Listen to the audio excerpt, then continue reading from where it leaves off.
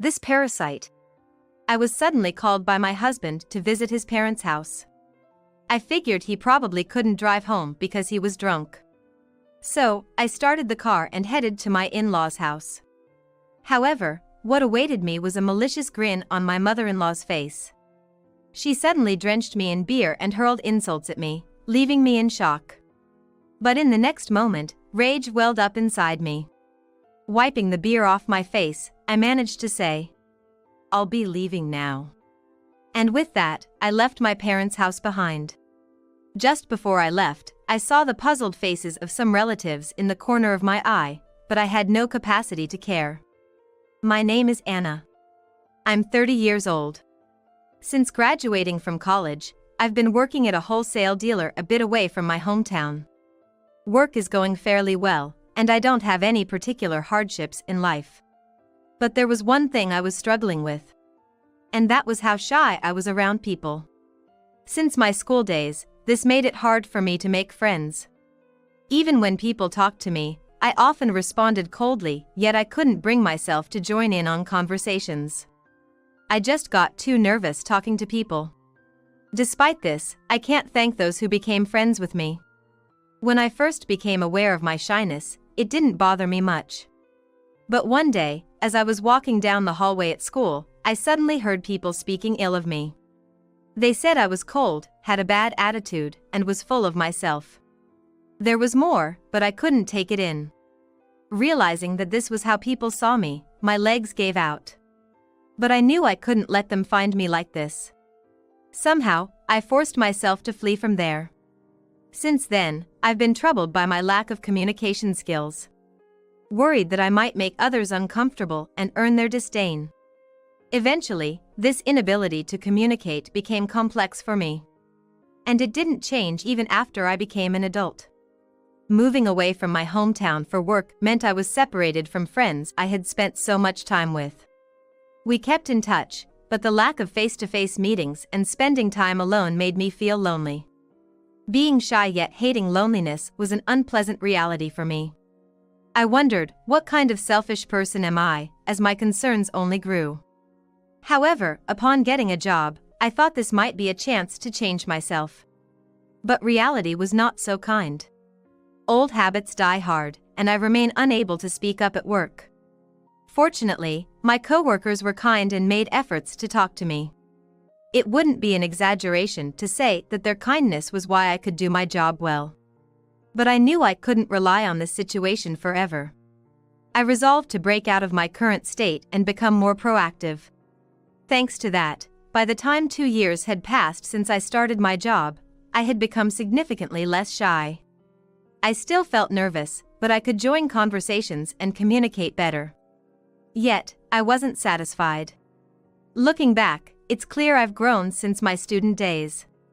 But I couldn't feel content because my complex was too significant. Then one day, I met Ryan, who would become my husband. My life and perspectives changed drastically after meeting him. Ryan was helping out at one of our clients' stores.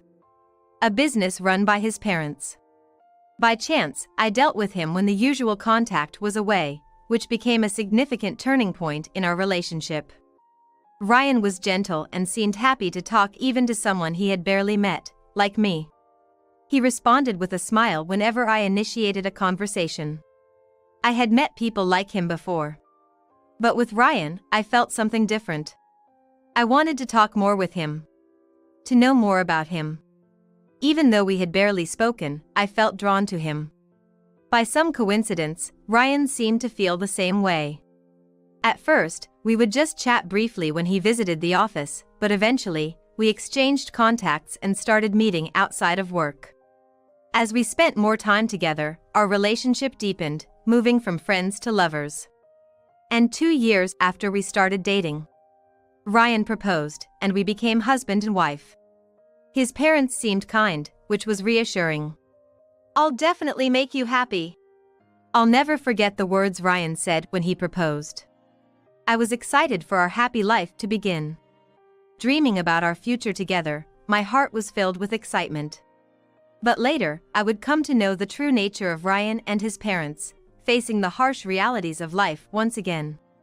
After marrying Ryan, my life seemed richer. Coming home tired from work, the loving that made me happy. And he always had comforting words for me. It might seem like an everyday scene for a married couple. But for me, it was a source of happiness. Ryan helped out his parents' business while working at a company. Despite being busier than I was, he never showed his fatigue. "How's the store doing lately?" "Good, it seems to be going well." "When should I come help out next?" "Let's see."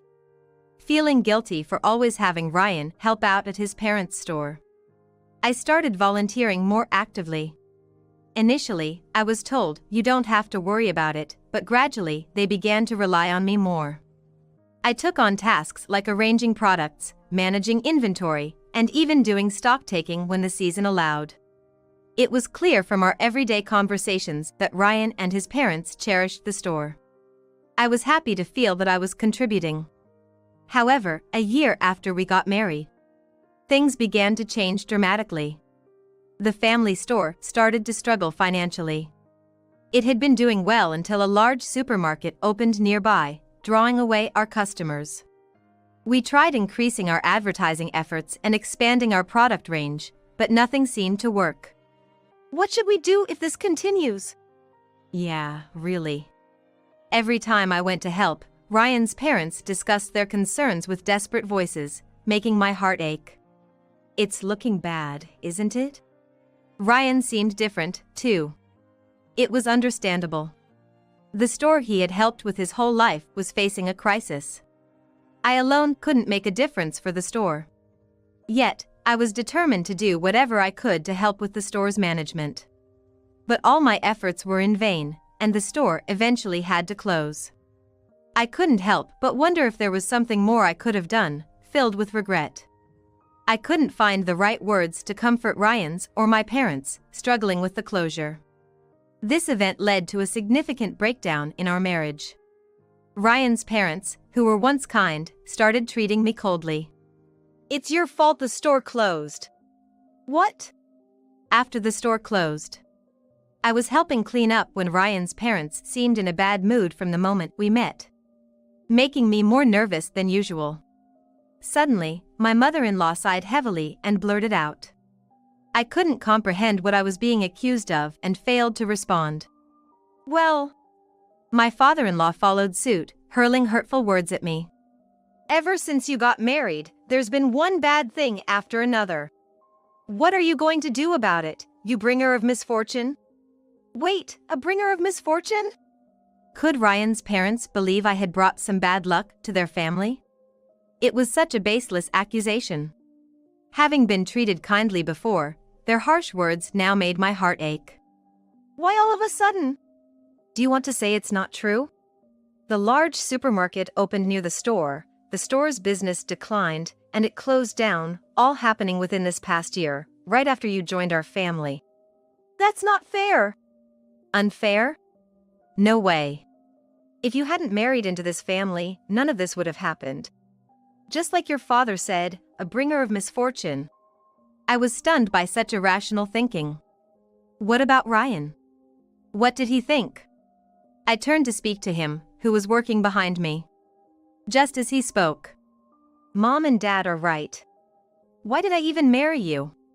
If I had married someone else, the store wouldn't have closed." "Even Ryan?" I was shocked. To have Ryan and his parents turn against me like this. It's the truth, isn't it? You are a destroyer of what's dear to us. You managed to live unbothered, without considering our feelings. Ryan's expression was colder than I'd ever seen. His parents continued to berate me. And I wanted to run away then and there. But escaping would only lead to more harsh words, and I didn't have the strength to retort. I stood there, unable to do anything. From then on, the way Ryan and his parents treated me changed significantly. Returning from work, Ryan no longer greeted me with a smile. I no longer heard his voice, thanking me for the day or sharing his experiences joyfully. "Hey, dinner. Make it quick." "Sorry, I'll get it ready." "Stop dawdling. That's why you are how you are." Ryan gave me a cold look and words before turning his attention back to the TV he was watching. I knew that getting back to how we were before would be impossible. Even if we could, I can't imagine how many years it would take. I started preparing dinner. Taking in visits to our house increased significantly. Either because they had nothing else to do after the store closed or just wanted to harass me. Honestly, their frequent visits were troubling. All they did when they came over was to complain to me. The more I look at you, the more unimpressive you seem. It's embarrassing that someone like you is my daughter-in-law. Ryan, why did you choose her? I wonder why I can't remember anymore. Hearing their conversation made me feel more saddened than angry. If he truly couldn't remember why he chose me, it meant he had lost interest in me. Not remembering is pretty harsh, isn't it? You don't really think it's that bad, do you? You caught me. Their bad-mouthing continued, blatantly making sure I could hear. If that's how it's going to be, should we get a divorce? I interjected, feeling humiliated. But the response I got was something I hadn't anticipated. Divorce? No way we're allowing that. Right, Mom? Yes. Divorce looks bad, doesn't it? What if Ryan ends up in a worse situation because of it? You can't take responsibility for that. I was cornered by their stern faces, unable to say anything. Looking at Ryan, it seemed he agreed with his parents. Not denying anything they said.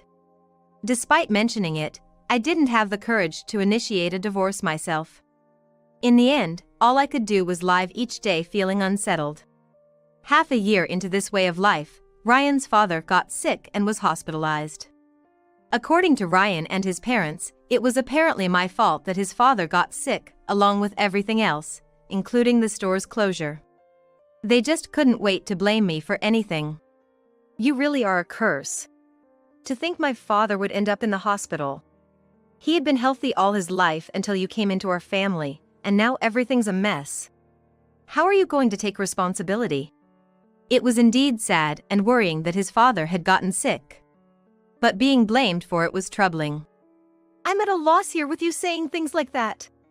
We're the ones who are truly at a loss. Ugh, this is just terrible. His mother dramatically held her head, sighing deeply. Don't cause any more trouble for Mom and Dad. Am I the one to blame? Obviously. Ryan glared at me just like his mother. I wondered why Ryan decided to marry me. Being constantly blamed made me question my existence. Hey, could you pay for Dad's hospital bills? The store's gone, and we're out of money. Of course. We both work, after all. I'm really sorry about this, it's her fault. It's fine, Ryan. You don't have to apologize. Without letting me have a say, it was decided that we would pay for his father's hospital bills from our joint finances. I understood that his parents were going through a tough time and had no issue with paying the bills. However, the fact that they didn't even consider discussing it with me left me feeling frustrated. It wasn't that I wanted to interfere, but it was a financial matter, after all. What? That dissatisfied look. Is it about the hospital bills? Haven't we told you it's your fault Dad is in the hospital? Besides, wouldn't you normally offer to pay? You're just as thoughtless as your mother says. It's not like that. Don't make excuses. Yelled at by his mother, I kept quiet. I knew that no matter how much I tried to explain, it would all be taken as excuses. Yes. I responded and didn't speak again after that. Even with his father's hospitalization, Ryan and his parents' attitude towards me didn't change. In fact, it seemed to get worse. Ryan began to bring up financial matters more often. It's your fault my dad's in the hospital. It's a good thing I earn more. Do you even realize how fortunate you are to live comfortably because of me? Honestly, our salaries hadn't changed. If anything, I earned slightly more. Yet, Ryan insisted he was the higher earner and became increasingly harsh towards me. I had shown him my pay slips and tried to explain the truth. But he never believed me. When I visited his father in the hospital, I was greeted with, "You curse. Who do you think caused all this?" His mother continued to visit our home, dishing out nothing but sarcastic comments. I was at my breaking point. I wanted to leave everything behind and escape. It was during this time that an unexpected opportunity arose. It was about 3 months after my father-in-law had been hospitalized. That day, Ryan had gone to his parents' house since the morning, leaving me alone for a brief respite. However, around noon, Ryan called me. "Come over here now," he said, his voice clearly indicating he was quite drunk. I replied lightly and drove to his parents' house. Upon ringing the bell, Ryan's mother, who seemed in high spirits, greeted me. "Oh, you finally made it." She appeared to have been drinking a lot, as the smell of alcohol was strong. Inside, as I expected, in addition to a drunk Ryan, there were relatives gathered that we usually only see during weddings and funerals. "We wanted to drink, so we called a bunch over. Anna, you're here. Get me some water, quick." I was still trying to grasp the situation when I was met with Ryan's mother's malicious grin, holding a glass in her hand.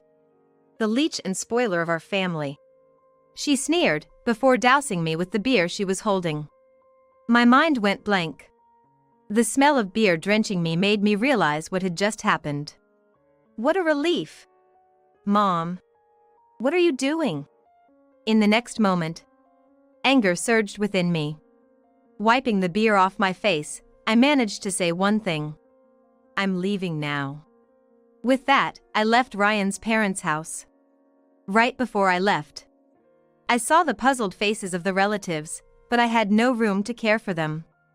I went home and began to prepare for my return to my parents' house. Every time I saw the clothes stained with beer that I had discarded, the scene at Ryan's parents' house replayed in my mind. Since I didn't have many belongings, packing was done quickly. I could have headed straight to my parents' house, but I wanted to talk to Ryan one last time. So, I waited for his return. An hour after I left Ryan's parents' house, Ryan came home, panting. "Hey! What's this about suddenly leaving?" "Suddenly leaving? Don't you understand I left because I was drenched in beer? That was just Mom messing around. There's no need to be so upset about it." "Messing around? You think this can just be brushed off?" A single apology from him could have calmed me down a bit. But here, I was being blamed for leaving suddenly again. No need to hold back anymore. "Exactly." "What do you mean, exactly?" "That's it, I want a divorce. I've reached my limit." "Huh. Don't just say things like that suddenly. We should talk more about this." "There's no point in talking anymore. You're just going to blame me with your mother, aren't you? Here, the divorce papers. I've already filled out my part, just sign your part and submit it." Saying this, I pulled out the divorce papers I had kept in my bag and handed them to Ryan. "So, you had the divorce papers prepared all along?" "Because I'm serious. Preparing divorce papers is a normal thing, right? So, please take care of the rest." "Hey!" I pressed the divorce papers into Ryan's hand and left the house. I could hear him making a fuss behind me, but I decided to ignore it completely. After that, I headed to my parents' house. "Why didn't you talk to us?" The first time I explained the situation, I could tell my mother was angry even over the phone. Her kindness and my own inability to consult my parents sooner made me feel pathetic, and I started to cry. After driving for a few hours, I arrived at my parents' house. Ringing the doorbell, my worried parents greeted me. Seeing their faces, I collapsed right there, all strength leaving my body.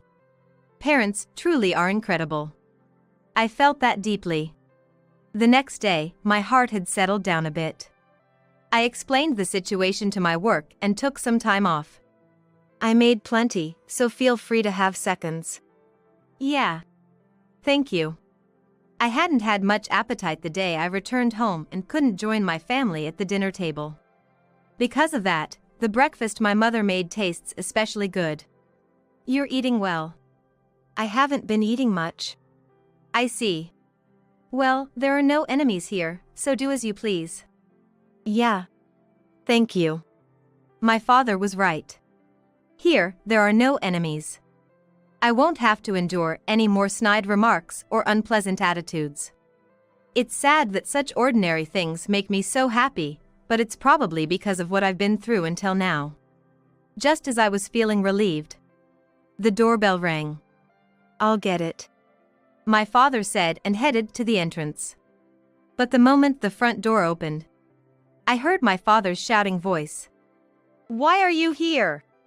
My father rarely raises his voice. Could it be? Is Anna here? Let me see her. Sure enough, it was Ryan who had come visiting. Anna isn't here. Leave now. But Anna's car is here, isn't it? And her shoes too. There's no use trying to deceive me. Ryan was being assertive even towards my father. Neither was willing to back down, and the argument only grew louder. I knew it wouldn't end unless I stepped out. I stood up and walked towards the entrance. Ryan, what are you doing here, coming all this way? Anna. Please, let's talk. All right? Hey, keep it down. Anna's troubled because of you, so please leave. Dad, thank you. It's okay. Ryan, what do you want to talk about?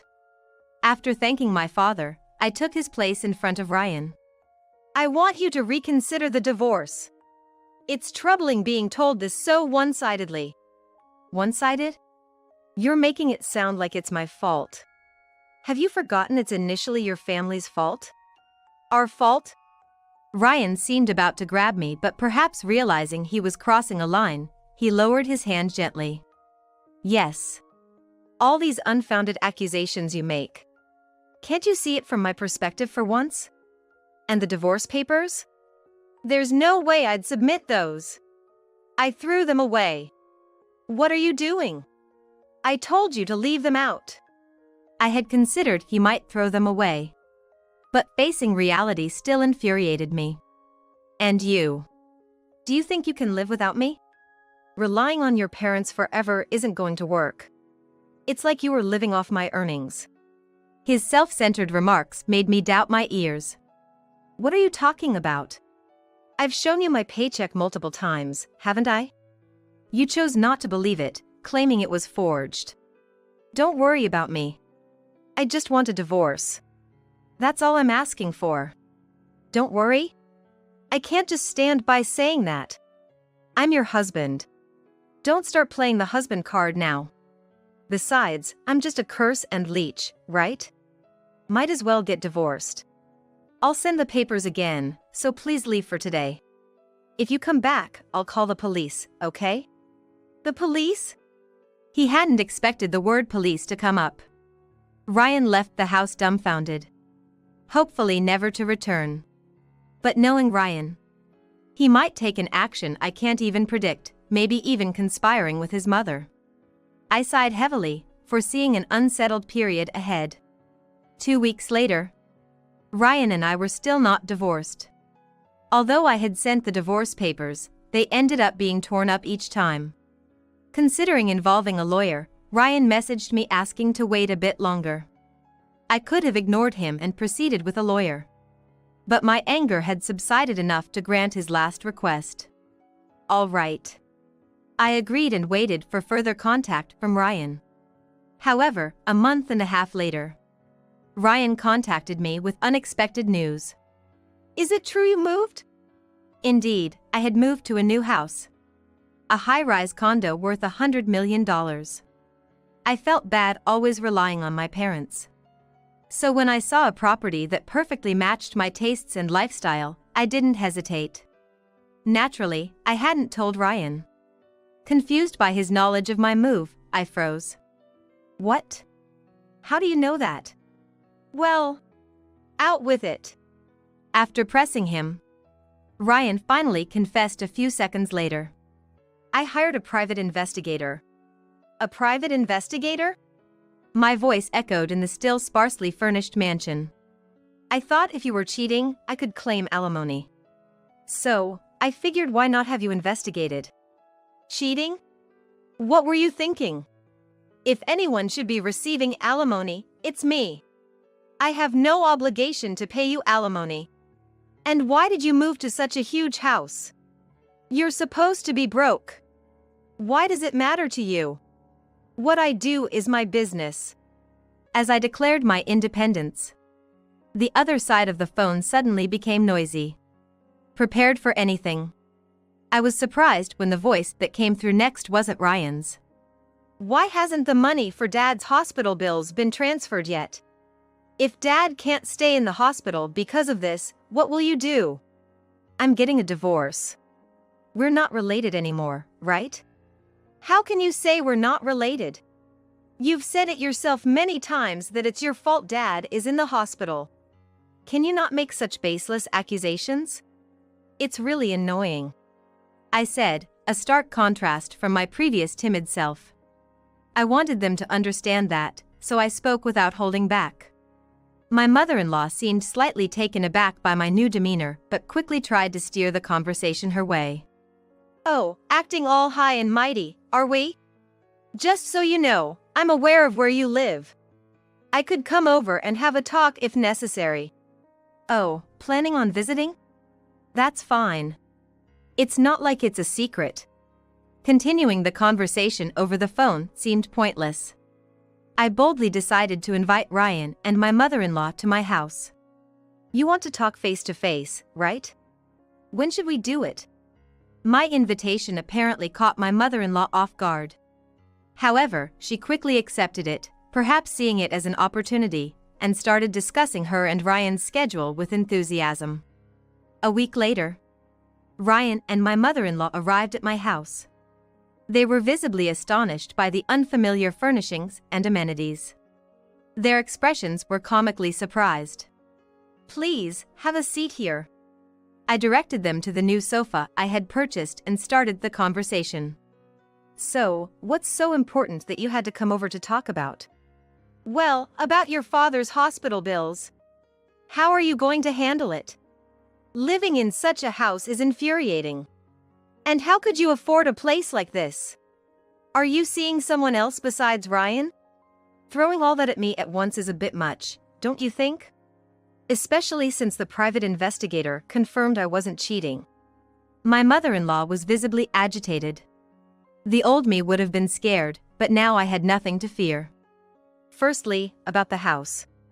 I've been trading Forex. Forex? I didn't know about that. I had been doing Forex trading before marrying Ryan. It wasn't particularly profitable at first, so I didn't talk about it much. However, as I got better, I started making significant profits. By then, our relationship had soured, and I didn't feel like sharing. I was afraid he would take all my earnings. So, you've been using that money? Yes. I also used the profits from my Forex trading to pay for your father's hospital bills.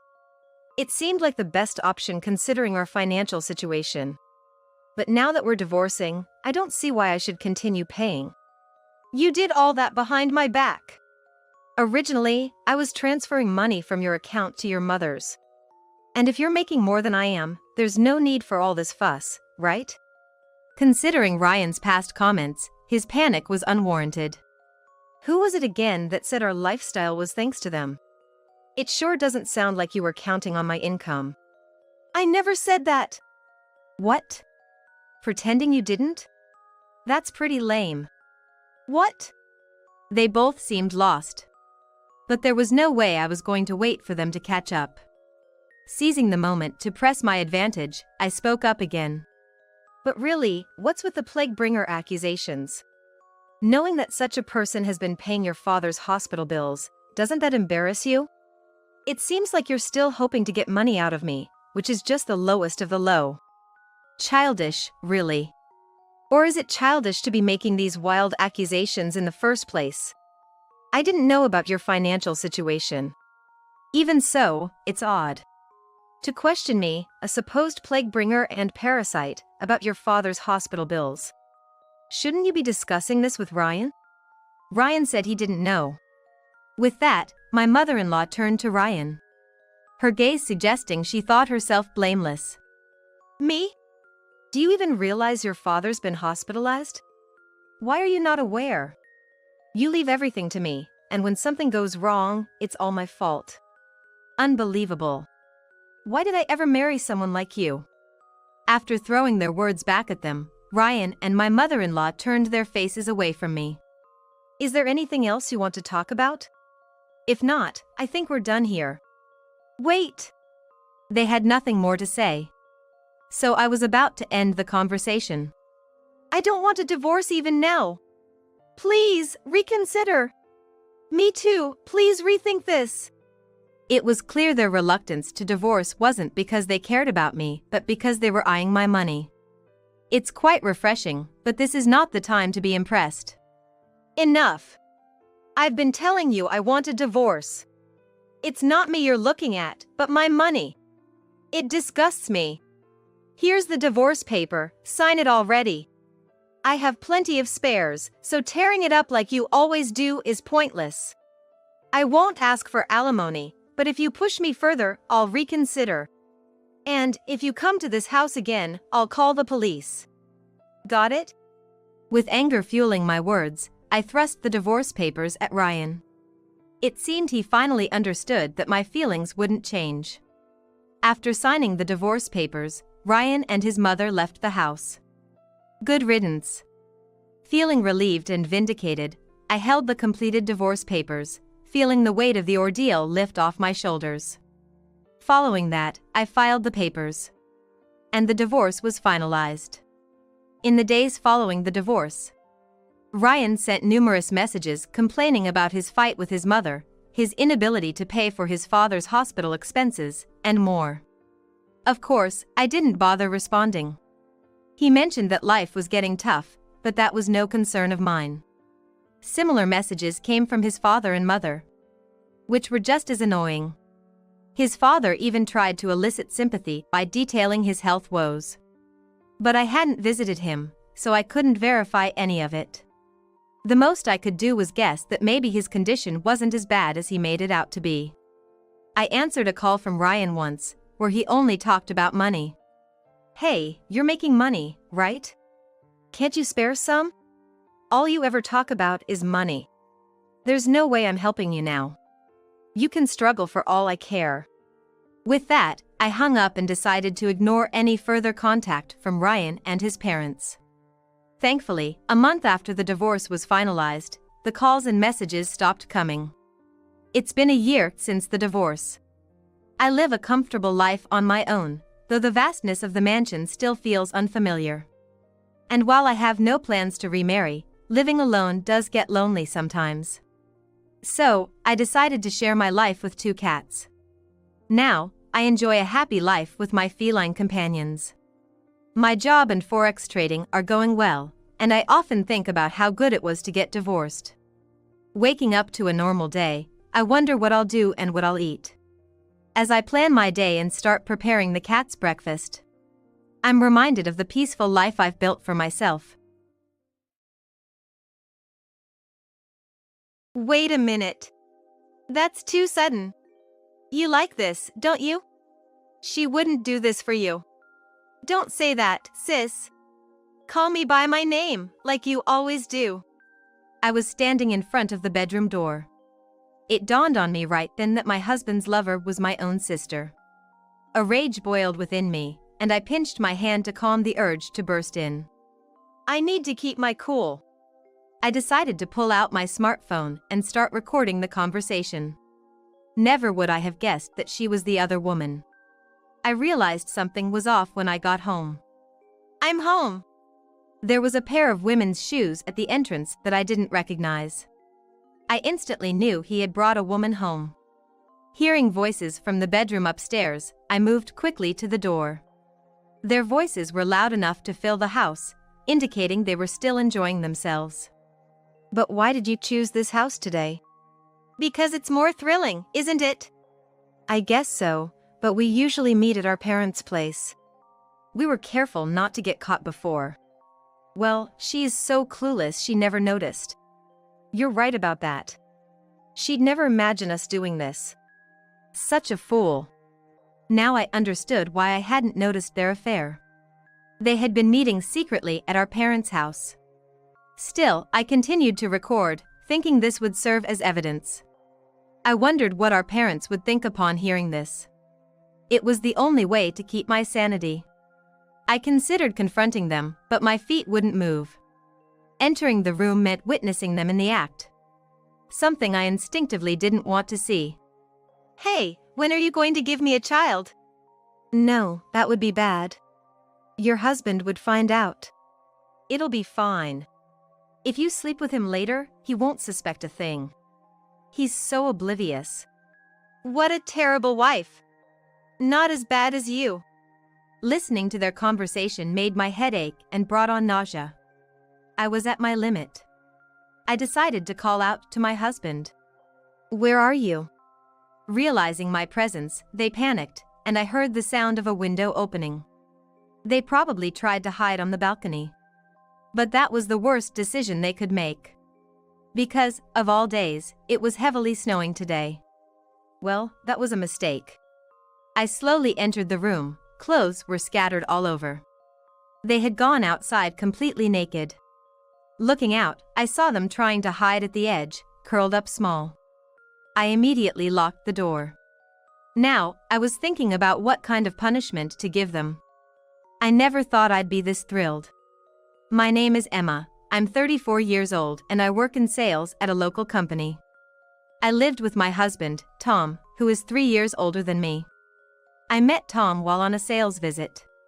In my mid-20s, I had just changed jobs and was still getting used to the work. I remember how kindly he treated me, even then. Thank you very much. Not at all. Keep up the good work. Yes. At that time, I just thought he was a nice person. It took some time before we met again, but it turned out to be a fateful encounter. I have an older sister named Amelia, and it turned out that Tom was one of her classmates in both high school and college. Amelia had gotten married 3 years ago, and Tom was one of the attendees at her wedding. Do you remember me? From the sales visit. Right. Who would have thought we'd meet here? Excuse me, but how do you know my sister? Amelia and I were classmates in high school and college. I see. As we chatted amiably, the day's main character, my sister, came over. Huh? You two know each other? Well, from work. No, it wasn't any trouble. But thanks to you, I managed to secure a contract. That must have been because of your own skills. As this back and forth continued, my sister began to laugh. What's so funny? Just thinking you two seem to get along pretty well. Don't tease me.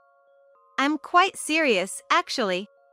Thanks to my sister's mediation, Tom and I exchanged contact information. However, my sister can be quite pushy, so I thought Tom might have been bothered by it. But about a week after exchanging contacts, he called. Hello? Sorry for calling out of the blue. It's okay. What's up? What is it? How about we go out for dinner sometime? Yes, sure. I found myself agreeing reflexively. I'll call you back then. And with that, the call ended. I wasn't opposed to the idea, but it was too late to decline. To be honest, I didn't have much experience with romance and didn't know what to do. It was just dinner, but I was still nervous. At that time, I was still living at my parents' house, so I decided to consult with my sister. Even after getting married, she wanted to stay living with our parents, so she remained at home. Wow, you got asked out. That's great. No, it's not about being great. I have no experience with this kind of thing. Then, you did the right thing by coming to me for advice. My sister Amelia has always been popular. During our school days, she brought various guys home. I thought I could get some good advice from her, but that was a mistake. Even though she had calmed down after becoming an adult, she enjoyed forcing her opinions on me, the more introverted one. And how many times that made me cry. Emma, just go with the flow. With me around, you have nothing to worry about. So, what should I do? Well, how about flirting a bit? Huh? Tom is weak for that kind of thing. Wait. I'm just going to have dinner. What are you saying? It won't just end with dinner. And so, Amelia kept giving off-target advice. And the problem wasn't just her. Our parents doted on Amelia, so in a way, she did whatever she wanted. They preferred her, who got easily flattered, over the hard-to-handle me. I really wanted to move out right after graduating college, but they wouldn't allow it. They wanted to keep me close, even though they weren't particularly interested. And then the day of the dinner came. Good luck. Okay, I'm off. I think the dinner went well, ultimately. It was a lot more enjoyable than feeling cramped at home. If it's okay with you, could we meet again? If you're fine with someone like me, please. That's great. I'm not very used to women, you know. If you say that, I'm even less used to men. No, I'm definitely less experienced. No, it's me. While we were having this exchange, we ended up laughing together.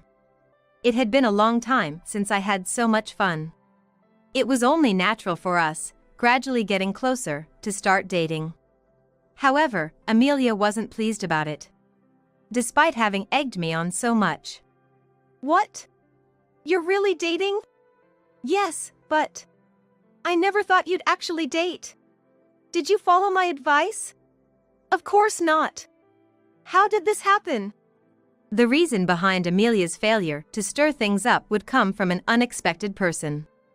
Really? Is that so? That person was Samuel, Amelia's husband. Yeah. It's true. You know I met Amelia in college, right? Yes, I've heard from my sister. I became good friends with Tom then. It seems he liked her since high school but never got a chance since Tom had a girlfriend at the time. But why are you telling me this? I overheard you talking the other day. But, you know, she's not all bad. My brother-in-law, Samuel, had a somewhat sad look on his face. He truly cared about Amelia. Yet, Amelia was still obsessing over a man she liked in the past. And this situation was deeper and more serious than I had thought, leading to unbelievable circumstances. We started dating without issues, but Amelia began to constantly check on my activities. Her behavior was abnormal, coming to my room and not leaving until she heard an answer that satisfied her. So, what else? Well, when you say what else, I don't know what you mean. Like, for example, going to a hotel or something. I don't know about that. This was my little act of rebellion. After that, Amelia calmed down. A year had passed since Tom and I started dating. On my birthday. Happy birthday. Thank you. This is my birthday present for you. What is it? Inside the small box was a beautiful ring. Is this? I want you to marry me. I'm so happy. Please, take good care of me. I will make you happy. I was over the moon when I accepted the proposal. Not just because I would be with Tom, but also because I could finally leave my parents' house. We kept our excitement in check and went to greet both families. Tom's parents welcomed us more warmly than I had expected. The problem was my family. So, Emma is getting married. I welcome Tom. Thank you. Even my parents, who had not been very interested in me, seemed genuinely happy. But Amelia couldn't keep quiet. What? You're not going to live here? Amelia, what are you saying? You guys live together.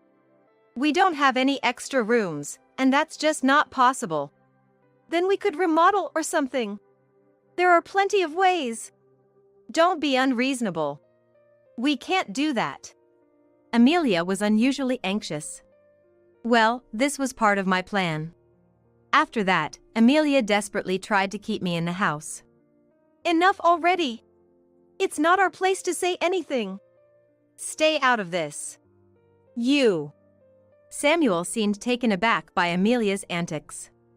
Anyway, we're going to look for a house of our own. Right? Yeah, that's right.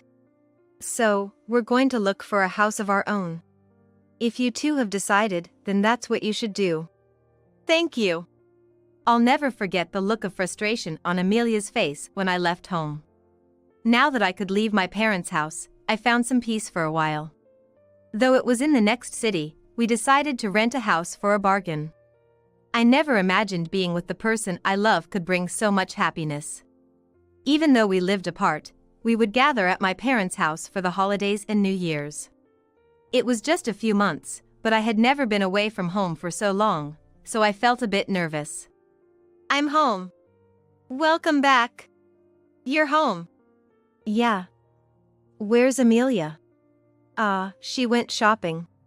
Mother-in-law, it's been a while. Tom, you look well. Come in. Sitting on the living room sofa, they brought out an abundance of snacks. We can't eat all this. Well, it's been a while. But it's only been a few months. Don't be shy. I hadn't expected such a warm welcome since Amelia was always the priority. Then, Amelia and Samuel returned from shopping. Emma, you're here. It's been a while. I greeted them, but Amelia ignored me and went straight to the kitchen. Tom, long time no see. Gained some weight? No, Emma's cooking is just too good. That's good to hear. You look happy. Thanks to you. The family gathered, enjoying tea and conversation. Normally, Amelia was talkative, but she was quiet today. After about an hour, my mother noticed something. By the way, did you buy the usual sweets from the store in front of the station? I forgot. Really, be more careful. But it's not like we need. What are you saying? It's a tradition. What should we do? Can we still make it if we go now? Then, Tom offered to go. I'll go. We came by car today. But that's too much trouble. No, please, let me do this. Sorry, I'll be back soon. Okay. As Tom was getting ready, Amelia insisted on going with him. It's my fault for forgetting, and Tom might not know what to buy. Let's go. Amelia hurried out, pulling Tom by the arm. Seeing them leave, my father let out a heavy sigh. What's wrong? Lately, something seems off. She's very forgetful, and overall, she seems to lack motivation. Even my sister Amelia, who used to be doted upon so much, now seems to be treated as a nuisance. My brother-in-law, Samuel, also seemed a bit worn out. It means that the roles between my sister and me had reversed since I moved out. An awkward silence followed. It's only about a 10-minute drive to the station. Yet, it was taking too long. My mother was the first to notice. It's taking unusually long, isn't it? Indeed. It's been over an hour now. An indescribable anxiety hit me. Eventually, they returned home 30 minutes later. You took your time. The roads were a bit congested. Did you get what you went for? We did. Amelia handed over the bag she had brought back. However, my mother stopped moving as she looked inside. What's this? That's what we were asked to get. Where did you go? This is completely different. I understand Tom might not know, but you were with him. Never mind. My mother looked tired. It doesn't matter anyway. I could hear her mutter under her breath. Moreover, upon closer inspection, Amelia's hair was more disheveled than before she left. I observed my sister carefully. It seemed Samuel did the same. Our eyes met briefly. It felt like he wanted to say something to me. What are you even doing? Despite the family gathering, the atmosphere couldn't be worse. Why did it have to turn out like this? Thus, the holiday passed in an awkward atmosphere. Returning home, I felt all the accumulated tiredness surge at once. I ended up falling asleep on the sofa, only to be awakened by Tom talking on the phone. It's fine. It won't be found out. I called out to Tom. Who are you talking to? Tom looked startled and then hung up the phone. coming over to me. Did you wake up? Who was that? A colleague from work. That sounded quite friendly for a colleague. As I pressed on, I could sense him getting increasingly irritated. Lying won't get you anywhere. What do you want to say? Nothing. Thinking we were getting nowhere, I tried to end the conversation, but Tom wouldn't let go of my arm. Do you doubt me? What is it? Tom, usually seen as gentle, had a look in his eyes like he was possessed by something. It hurts. Let go. Then will you stop doubting me? I'll do as you say. Finally, he let go of my arm. When I looked at my arm, the mark was still clearly visible. From that moment, I began to fear Tom. 2 months later, I was on my way to the hospital after a call from my mother. My father had missed a step on the stairs at home and fractured his bone. Are you okay? Yeah, somehow. You missed a step? Really did something stupid.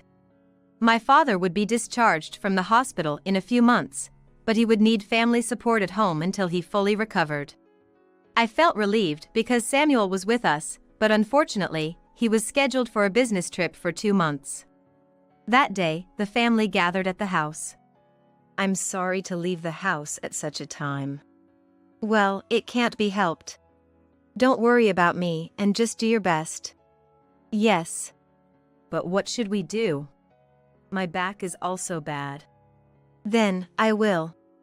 Tom interrupted, offering to take care of my father himself.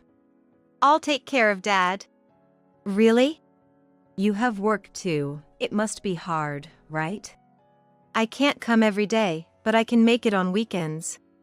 But you're newlyweds, aren't you? Emma is okay with it, right? Having a man around is better. Let's do it this way. But, do you not care what happens to Dad? I didn't say that. Seeing that we were not getting anywhere, I reluctantly accepted Tom's offer. Unaware it was the beginning of the worst scenario. From then on, Tom would head to my parents' house every Saturday. At the same time, I started noticing a sweet scent on Tom. I didn't miss it. Doesn't it smell sweet? Do you think so? Like perfume? Perfume! I could tell that Tom's face contorted.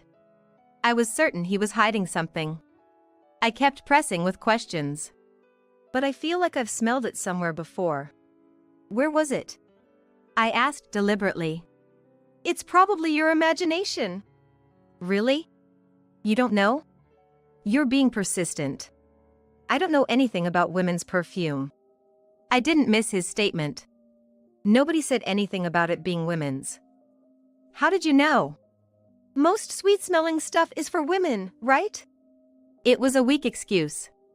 Tell me what you know. In that moment, something whizzed past my face. I hesitantly looked behind me. There, a mug lay shattered in pieces. I'm sorry. I didn't mean to. I sat down abruptly on the spot. It didn't hit me, but the thought of what could have happened made my hands tremble uncontrollably. I'm really sorry. I didn't mean to hurt you. It was just a reflex. I didn't know how to respond. I was reminded of the fear I had felt before. From that moment on, I felt my life was in danger and couldn't confront Tom as strongly as I wanted. My state of mind was reset by a phone call. My father's condition improved, and though it was still awkward, he could walk without crutches. I found out during a phone call. How are you feeling? Much better. That's good to hear. By the way, how's Tom? He's been a big help. Very considerate. Hearing that brought me a bit of relief. Right. Samuel wants your contact info. Is it okay to give it to him? That's fine. But why? We hadn't exchanged contact information before. Simply, there hadn't been an opportunity. The call from my brother-in-law came that night. Sorry for calling out of the blue. It's fine. Aren't you coming back soon? Yeah. In about 2 weeks, I guess. I see. About why I asked for your contact. He began to explain. What do you mean? I've been concerned for a while. I couldn't say it until now. To be honest, I've been concerned too. Emma, you felt that way too, huh? I'm sorry. But what should we do? That's exactly it. Then, I'll also be cautious about both of them. I should be the one doing it, but I can't be there. I'll let you know immediately if I find out anything. Sorry. Thank you. I felt a bit relieved knowing my brother-in-law, Samuel, shared my concerns. We couldn't just do nothing. So, I decided to investigate Tom's detailed actions. I quickly arranged for someone to look into it and just had to wait for the results. I wanted to sort things out before Samuel returned, not just for my sake. What do you mean by that?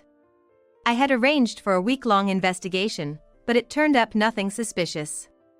During the weekdays, Tom went to work and came back as usual. On weekends, he would go to my father's house from morning till night as part of his routine. I shared these facts with Samuel. So, that was it. Was it just a misunderstanding? Maybe. It should be a relief that nothing was wrong, but it still feels odd. I get it. It's like an incomplete feeling, isn't it? Maybe because we doubted him from the start. We decided to carry on with our normal lives, relieved that nothing had happened. There was 1 week left until Samuel's return. 2 days later, my father was able to do things on his own, marking the end of Tom's support. Thanks for all your hard work. Yeah, thank you. You seem down. Not really. His words and expression were mismatched. And so, a week passed without any change. On Saturday at noon, I got a call from my parents. We hate to ask, but can you come over now? I can, but what's up? There's something we need your help with. Okay, I understand. I quickly told Tom about it. My parents asked me to come over, so I'll be heading out. Oh, really? Yeah. Got it. Take your time. Okay. I thought he seemed a bit too pleased. There was a forecast for heavy snow today. I wish they hadn't asked me to come over on such a day. When I arrived at my parents' house, both of them greeted me together. It's cold. So, what's up? Well, first, just sit down. Then, it was endless small talk. By the way, where's Amelia? Amelia went out before you arrived. Something about meeting a friend. What? On a day like this? Wait, what did you need from me? What was it again, Mom? I don't know. What was it? What? If there's nothing, I'm going home. You came all this way. Stay a bit longer. At that moment, my parents seemed desperate to keep me there. Eventually, more time passed, and the clock struck 5. It's snowing quite hard now. Maybe you can't go back. Should you call Tom just in case? Eh? Well, you might not be able to return home. Then, I'll do that. As my father suggested, I called Tom. Tom quickly ended the call, saying it couldn't be helped. But I had a strange feeling of unease.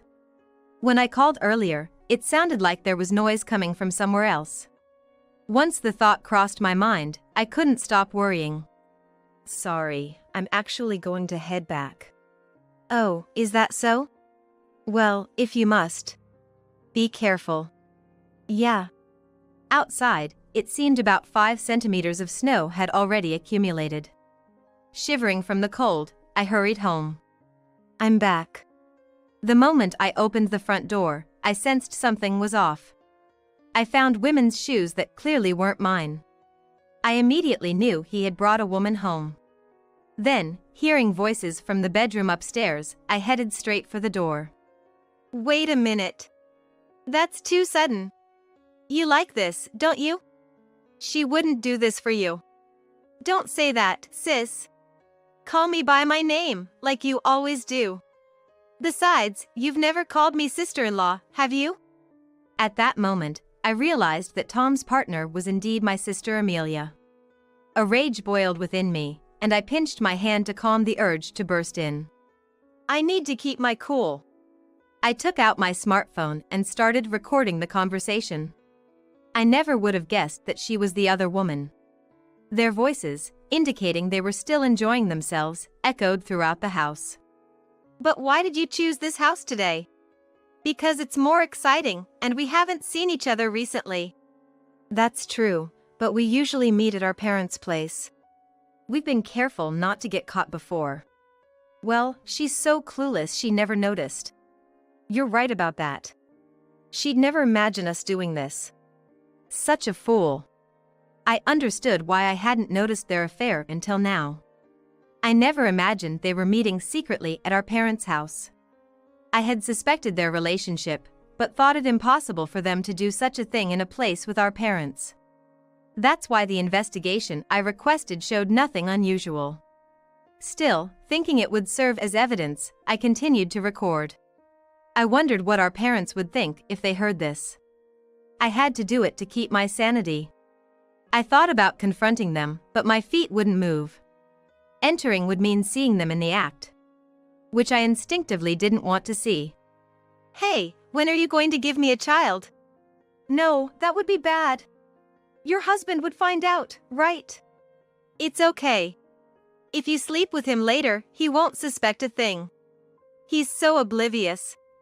What a terrible wife. Not as bad as you. Plus, he won't be back until tomorrow.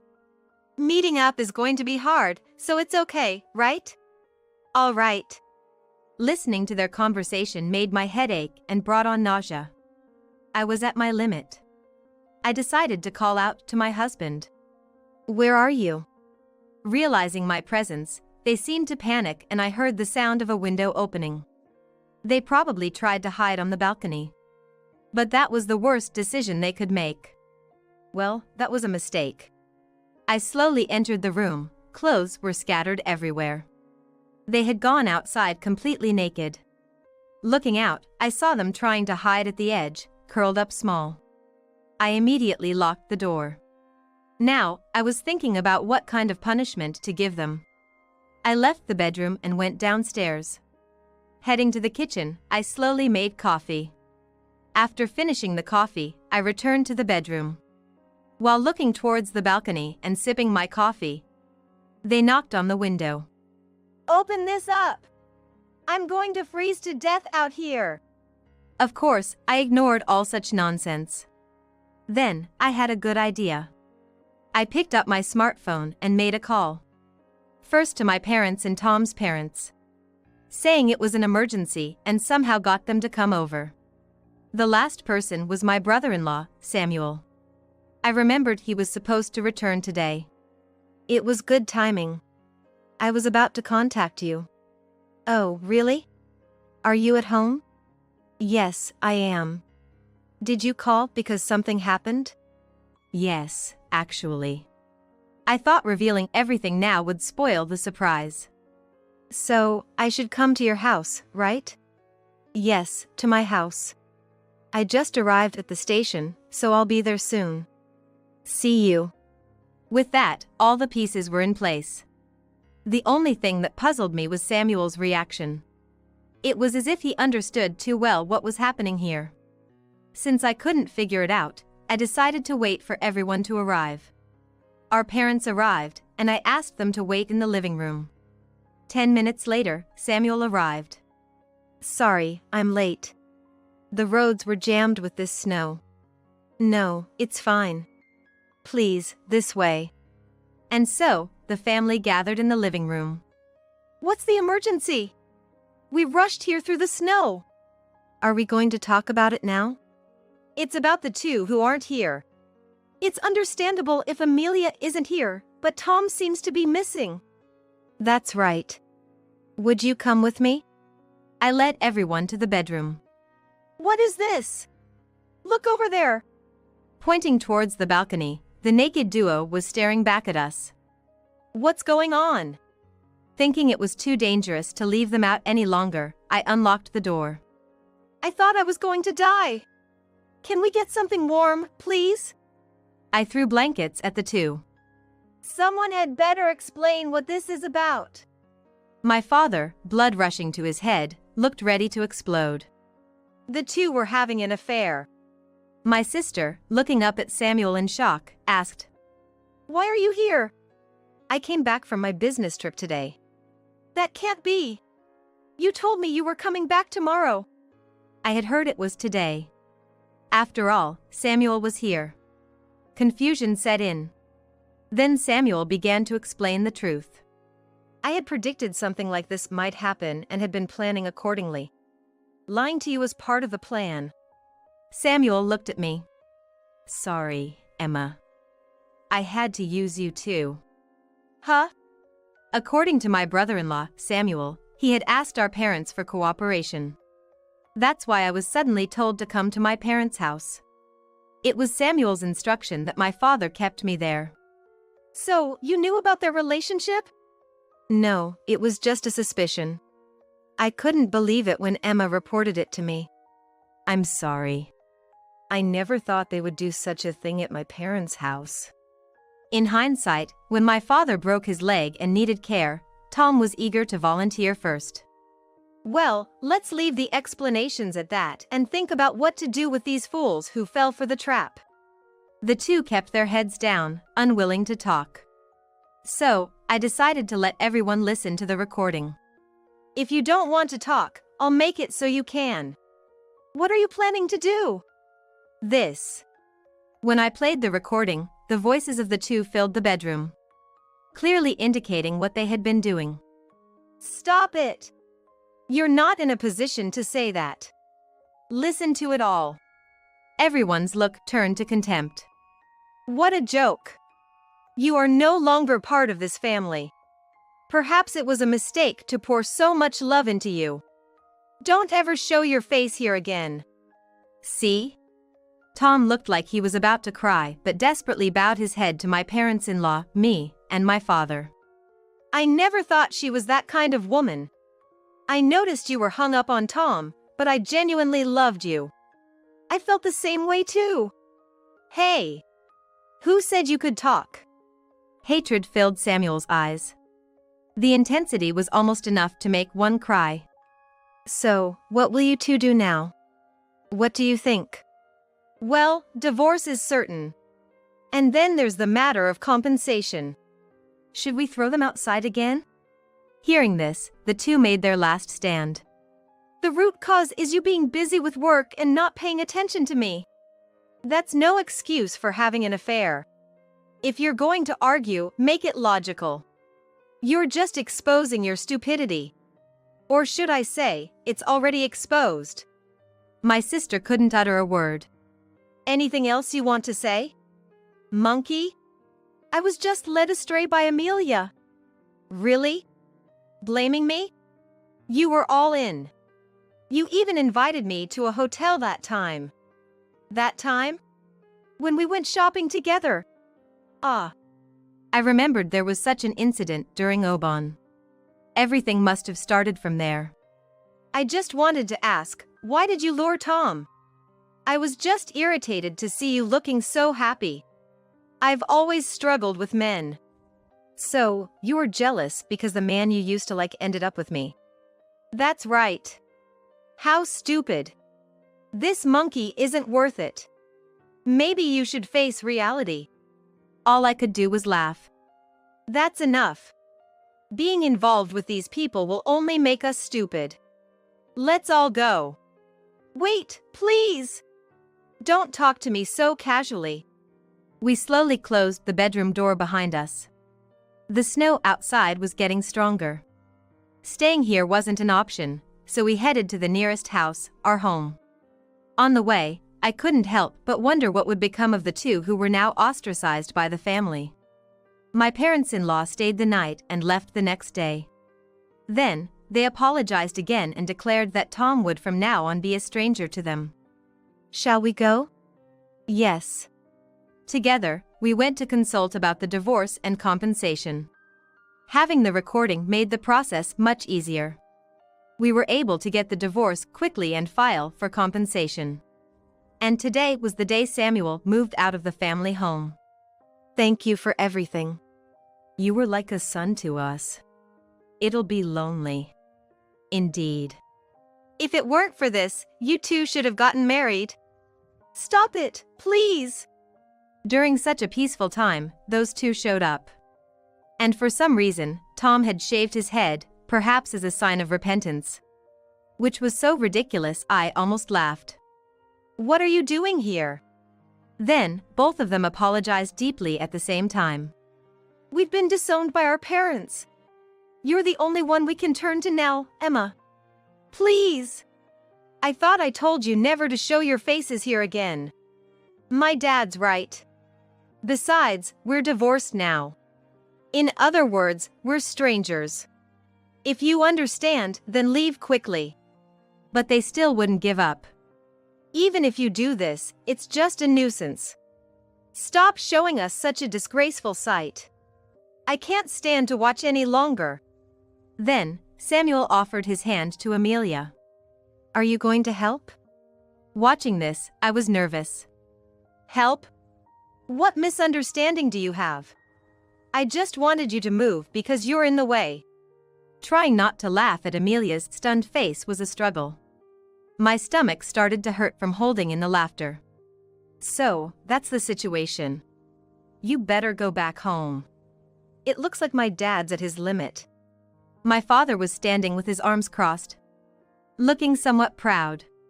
Seeing this, the two scurried away like fleeing animals. Finally gone, huh? Then, I'll be off too. You can come over whenever you like, you know. Since that incident, I've been living at my parents' house. Also, I've kept in touch with Samuel, and we occasionally go out for drinks. What the future holds, I'm not sure, but I'm certain it will be enjoyable. How long are you gonna stay with such a loser? Huh? No point in hiding it now. My son is probably onto us. I don't know how much he knows. I didn't think I was having an affair while pregnant with my daughter. He has lovers, 7 of them. Yeah, if that's the case. Then, at the worst possible timing, my husband comes home. What are you doing there? Just having a chat. What about dinner? I'll get it ready now. My husband sighs and looks at me with contempt. You better start studying too. I heard your grades are dropping. I was just about to. I'm going to take a shower. You've got that ready, right? Then, in a low voice, my husband mutters. Like a parent, like a child. He's your son too. Did you say something? No, nothing. I was startled. If he finds out, it'll be a hassle again. Then, my husband heads to the bathroom. Continuing our earlier conversation. Yes. I knew that jerk was cheating. Really? Yeah. My son snickers through his nose. Since when did you know? When was it? You could have told me. No, I was wondering what to do. I've been thinking a lot. And I told you before, didn't I? The baby coming needs a father. But you don't need to hold back anymore.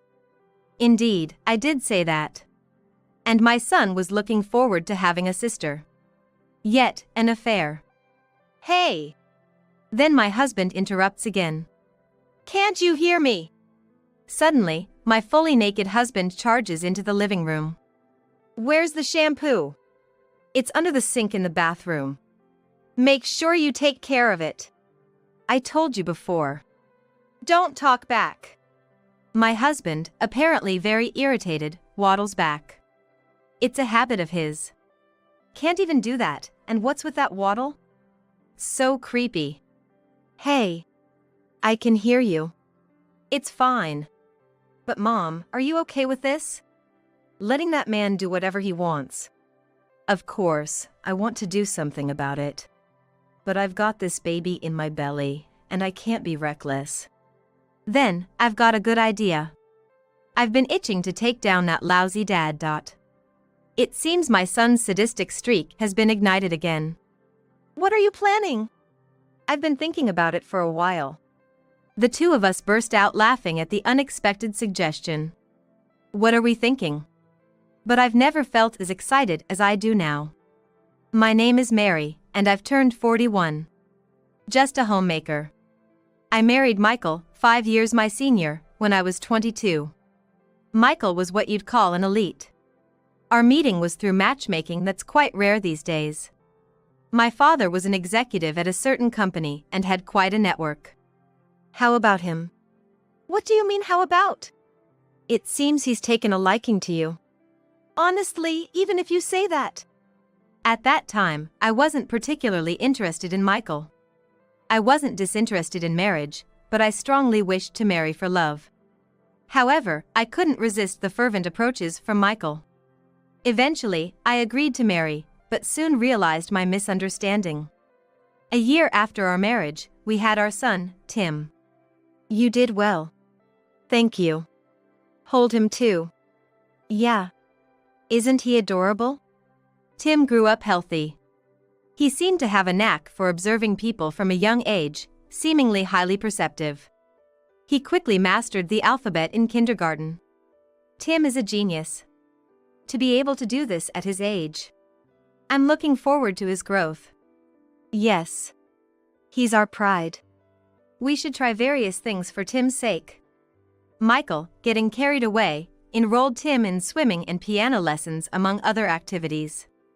At first, Tim enjoyed himself, but as he grew, his behavior started to change. We noticed it after he started elementary school. What in the world happened? At school, with his friends. What happened? It seems he laughed when a friend was in trouble. Laughed? Is that why they called us in? It's not just that. Speak up clearly, will you? Tim apparently found it amusing and laughed when a classmate was distressed about forgetting homework. Not only that, but he also seemed to enjoy hiding things on purpose and watching the situation from afar. When his teacher first mentioned this, I was shocked since we had never seen such behavior at home. Where's Tim? In his room. Michael waddled to Tim's room. Tim! Come out here! Tim came out of his room with a disgruntled expression. Why would you do such a thing? I was just teasing. You're gonna be someone who leads others in the future. Don't ruin your reputation over stuff like this. I'll be more careful from now on. Michael didn't seem pleased with Tim's attitude. What are you sulking for? Then, Michael attempted to hit Tim. What are you doing? This is discipline. If a kid doesn't listen to their parents, they need to be taught a lesson. But that's too much. I'll talk to him too. This is your responsibility as well. After saying that, he went back to the living room. I decided to ask Tim why he did it. Why did you do such a thing? Because it's fun. Fun? Yeah. Watching them panic makes me feel satisfied. I couldn't believe he was still an elementary student. However, I worried that if this continued, he might do something irreversible. Listen. It might be fun, but causing trouble for others is wrong. You wouldn't like it if someone did that to you, right? Yeah. But if someone did that to me, I'd get them back. He replied with a big smile. That's wrong too. You wouldn't like getting scolded by the teacher, would you? Maybe. So, what should I do? I was really torn on how to answer. Depending on my response, it could significantly affect Tim's future. Then, only do it to people who are doing something wrong. And make sure nobody finds out. So watch them secretly and enjoy? You're the best, Mom. That's right. Can you promise that? Got it. It's late now, so go to bed. Okay. I went back to the living room. Sitting on the sofa, I felt incredibly tired. So, how did it go? I talked to him, and he understood. Good. That's a relief then. However, I had trouble falling asleep that night. I kept thinking about what I told Tim. Was it really the right thing to say? My worries were soon blown away. I was called by his teacher again, but this time for praise. He was showing leadership at school and gaining trust from those around him. For the moment, that was a relief. However, around the same time, Michael said he needed to work harder, and his return home came later. Aren't you working too much lately? What are you talking about? Tim is doing his best. I have to do my best too. Maybe, but don't worry. Just do what you can. The decline had already started by then. I realized it much later. Before I knew it, Tim had grown to be 18, facing college entrance exams next year. It should have been a critical time, but there was no need to worry. Then, something joyful happened to me. I discovered I was pregnant. Pregnant? Are you serious? Yes. That's great. Michael didn't show as much joy as when Tim was born. In fact, he seemed almost indifferent. From there, Michael's attitude only worsened. I'm home. Welcome back. Huh? Doesn't the room seem dirty? I was actually cleaning, but suddenly felt sick. Are you okay now? I'm much better now. I thought he was concerned. But then you can clean, right? What? Just because you're pregnant doesn't mean you get to slack off on the chores. Come on, get moving. Well, I hadn't expected him to say something like that, and I was flustered. Get it done quickly. You're just in the way standing there. I'll do it right away. You haven't even prepared dinner, have you? I nodded meekly. You're really useless. I'll go eat out then. Make sure everything's clean by the time I get back. Michael had just come home but left again. I wasn't fully recovered.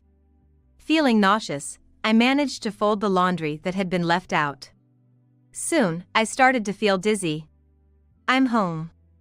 It seemed like Tim had just returned from his tutoring. Welcome back. Sorry, I'm feeling a bit sick. I haven't prepared dinner. Don't worry about it. Where's Dad? He went out to eat a little while ago. Huh? What's that about? Wait, are you doing this because of him? Yeah. He said to have it done by the time he gets back. Tim showed an expression I had never seen before. It was enough to make me feel a bit scared. Tim? Are you okay? I'm fine. I'll take care of the rest, so you just rest. Thank you. I decided to let Tim handle everything and sat down on the sofa to rest. I'm not sure how much time passed, but it seems I had fallen asleep. My head wasn't clear, but I could hear Michael and Tim arguing in front of me. Their voices became clearer gradually. Don't meddle in things you don't understand. What are you talking about? Mom is pregnant. Shouldn't it be normal to take care of her? This is pointless. Hey! Running away, huh? Don't talk back. Just do what you're told. Who's going to listen to someone like you? Michael, unbelievably, struck Tim's cheek hard. I could only watch. Tim ended up running away from home. With no one left to direct his anger at, Michael turned his attention to me. This is your fault for not raising Tim right. He's better than you. He grabbed my shoulders and shook me violently. There was a wall behind the sofa, and I hit my head against it with force. I don't remember anything after that. When I came to, I was in a hospital bed. Why am I here? Mom. How are you feeling? Not too bad. But there was still a bit of pain in the back of my head. Why am I here? I got a call from him, and I came to the hospital immediately. Where's Dad? I don't know. He wasn't here when I arrived. What were you doing yesterday? I was at a friend's place. That's good. I'm glad you didn't get involved in anything strange. It's my fault. If I hadn't run away from home, none of this would have happened. I shared everything I remembered from the day before. What? When I asked the nurse, I was told you were brought in after falling. Damn. Did he lie? Tim seemed to lose his cool. Even during their argument yesterday, he was uncharacteristically upset, far from his usual calm demeanor. Are you planning to stay with him? Why do you ask? Because what he did can't be forgiven. I understand what you're saying. But what about the baby in my belly? A father is still needed, right? You're too kind, Mom. Sorry. That's just who I am. I wanted to believe in Michael. Perhaps he was just stressed from work. However, the situation was not that simple. I was cleared of any brain injuries and was able to leave the hospital the next day. After being discharged, Tim became even more considerate than before. Make sure you don't overdo it, Mom. Thank you.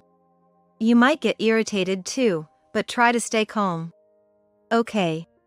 Michael, even after I came back from the hospital, didn't show any concern. Instead, he kept piling chores on me as before, deliberately ordering me around for things he could easily do himself. Apparently, he disliked being reprimanded by Tim and would wait for times when Tim wasn't home. Then, one day, I've got a business trip starting tomorrow. Get my clothes and everything ready. That's rather sudden, isn't it? Unlike you, I'm busy. I did as I was told and packed his clothes into a suitcase. Then, I found a crumpled piece of paper in the pocket of his jacket. Curiosity got the better of me, and I unfolded it to find a receipt from a motel. Is this? Hey! Are you done yet? Almost. How long have you been at it? Michael seemed to have come to check on me. I was so shocked I thought my heart might stop. That receipt was undeniable proof of infidelity. I had a lot on my mind, but for now, I focused on preparing for his business trip.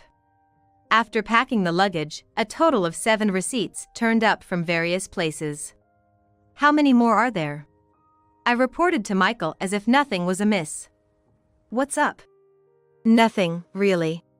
Anyway, I'll be gone for 3 days starting tomorrow. Don't slack off just because I'm not around. The next day was Sunday, and Michael left for his trip early in the morning. Morning, Mom. Good morning. What's that you're holding? What? I realized I had forgotten. The motel receipt I found yesterday was still in my pocket. It's just some trash. I intended to throw it away immediately but tripped over the trash can and dropped it. What are you even doing? Sorry. Don't worry about it. I'll take care of it. Thanks. As Tim was picking up the scattered trash, he suddenly froze. Something wrong? It's nothing. Dad's on a business trip starting today, right? That's right. For 3 days.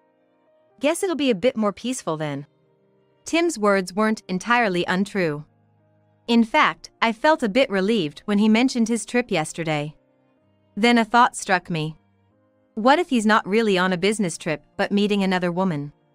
I didn't want to think about it, but I couldn't help imagining the worst. While pondering, I found an envelope on the table. It seemed like Michael had forgotten some documents. This is important, isn't it? Yeah. He must have forgotten it. Tim suddenly started laughing. What's so funny all of a sudden? Just thought of something good. Can you call him for me? As Tim requested, I called Michael. He said he'd come back home right away and hung up. And? How was it? He seemed pretty flustered. Nice. Let's wait for him to come then. Michael returned an hour later. Hey! Has anyone seen an envelope around? Tim shook his head. No, I haven't seen it. Damn, where is it? Maybe it's in the study? We had a room that served as a study. Maybe. Michael headed to the study. Tim was trying hard not to laugh. What are you thinking? Watch this.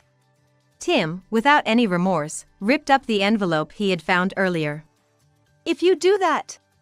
Just watch. I couldn't find it in the study either. Are you sure you haven't seen it? I haven't seen it. If I don't have it, the contract.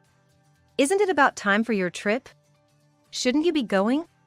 That's not important right now. The thing is, the trip isn't. Michael suddenly stopped speaking. Tim didn't miss his reaction. Was the trip not real?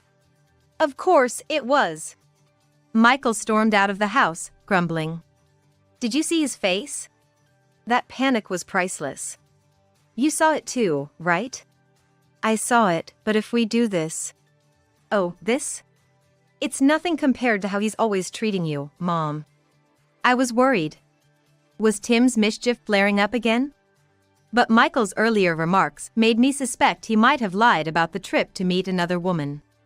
I decided to hire a professional to find out the truth. The findings were shocking. 3 days later, Michael returned home as if nothing had happened. How was the trip? The trip? It was okay, I guess. More importantly, you did what you were supposed to while I was away, right? Yeah. By this time, I was already 6 months pregnant.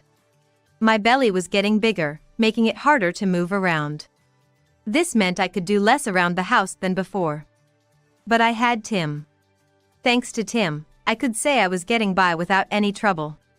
I started to question if continuing like this was really okay. Mom, whatever decision you make, I'm on your side. Really? Thank you. Tim has always been observant. Maybe he knew I was struggling with something. For now, I decided to do what I could and went ahead with the investigation into Michael. It was said to take some time, but the wait until the results were known felt incredibly long. So, what are the results? This was 2 weeks after I had requested the investigation. They contacted me wanting to report the results, and I went to meet them immediately. To put it bluntly, your husband was having an affair. Is that so? Although I had anticipated it, being told so directly made everything go blank. Are you okay? Yeah, I'm fine. Also, there's something else I need to tell you. As he said this, he began to lay out photos on the desk. There were 7 photos in total, all of young women. No way! As you guessed, all the women in these photos are his mistresses. I was speechless. I couldn't think of anything. There were also numerous photos of him entering hotels, including some where he was kissing someone in front of a hotel. I stuffed these pieces of evidence into my bag and went home. I didn't know what to do. Showing these to Michael would end everything. But then, something unexpected happened. Look at this. Is it a celebration? It's not my birthday, though. Once in a while, it's fine, right? And, please pass my regards to your father. To my father? Yeah. Just because I'm a good husband. Michael handed me a large bouquet. I had never received anything so splendid even since we got married. I was genuinely pleased. Afterward, Michael began to take care of me as if he had forgotten all about the affairs. Or perhaps, it was me who had forgotten about his infidelity. Charmed by his sudden kindness, something I hadn't experienced in a long while, and perhaps starved for. His change was so drastic, he seemed like a completely different person. The one not convinced by this was Tim. He's been unusually kind lately, hasn't he? You mean Dad? I'm sure there's a catch somewhere. What are you talking about? Stop it already! Mom, you're being deceived by him. You'll regret it for sure. Enough already! This marked the beginning of a strained relationship between me and Tim. We hardly spoke anymore, and Tim spent more time shut in his room. However, the true nature of Michael would soon come to light. It happened a week later. Damn it, why did this happen? It's your father's fault. What? I was supposed to secure a big contract and get promoted. But at the last minute, they switched to another company. That's something you can't help. I was nice to you just for this. Did you properly relay my message? I did pass it on, but... all for nothing, then. Everything was a misunderstanding on my part.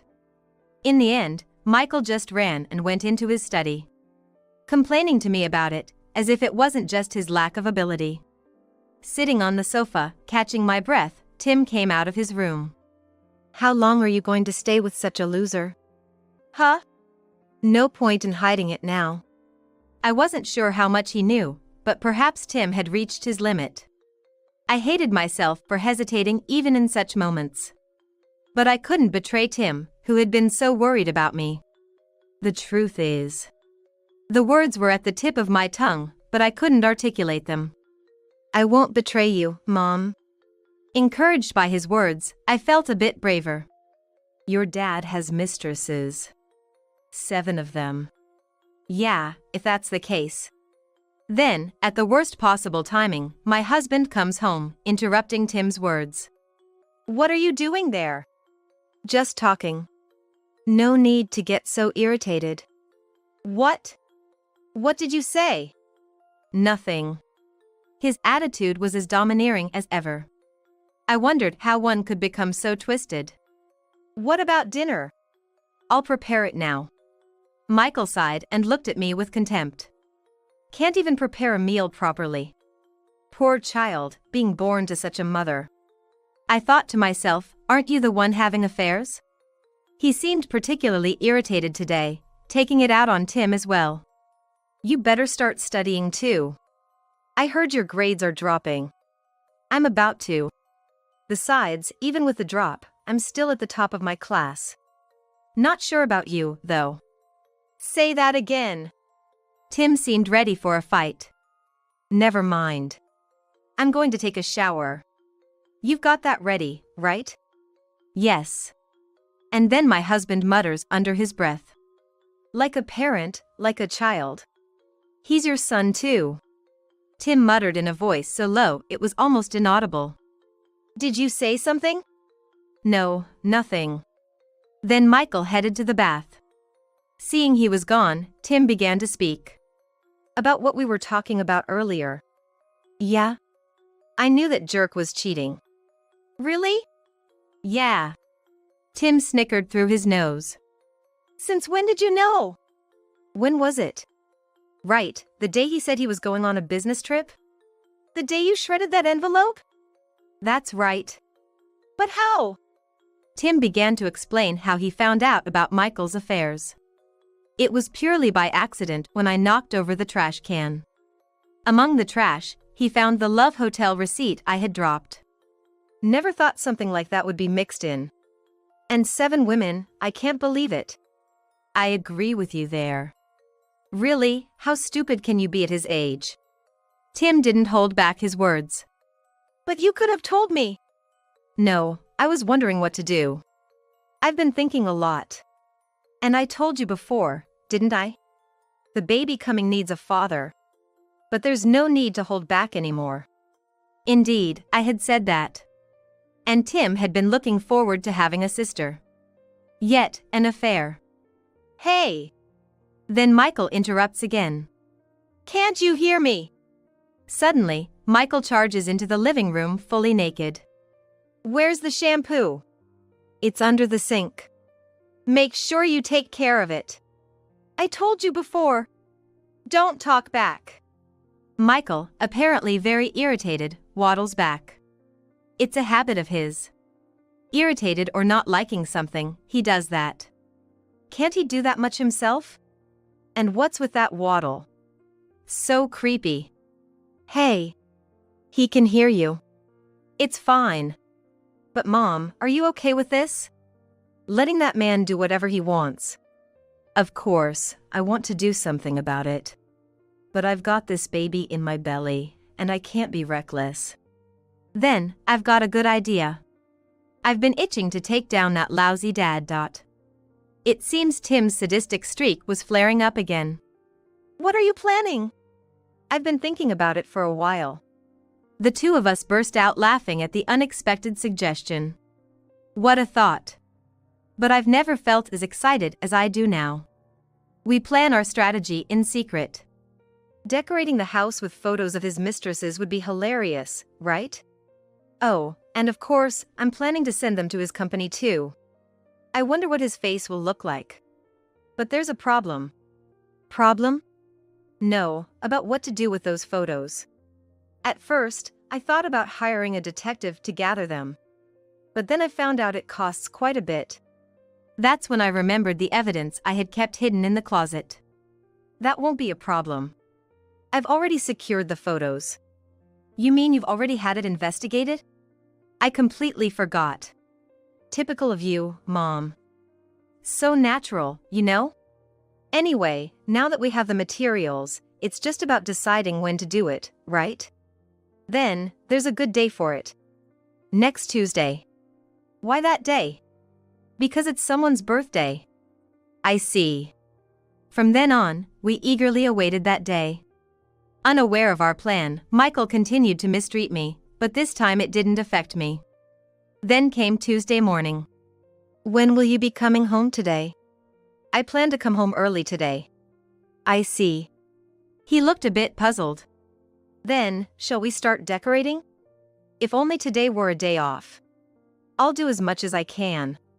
I'll come straight home after school. Have a good day. After seeing Tim off, I immediately started putting up the photos all over the house. The work I started at 9 a.m. quickly passed 1 p.m. Right, I need to prepare that too. Once all the decorating was done, Tim came back home.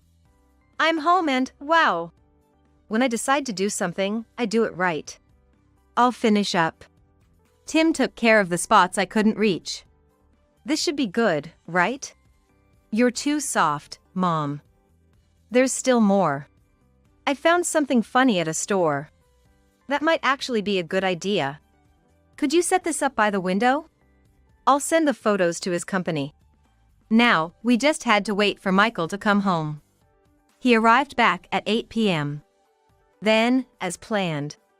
Leave it to me. I headed to the entrance and greeted Michael with the biggest smile I could muster. Welcome home. You seem unusually cheerful. Do you know what day it is? No.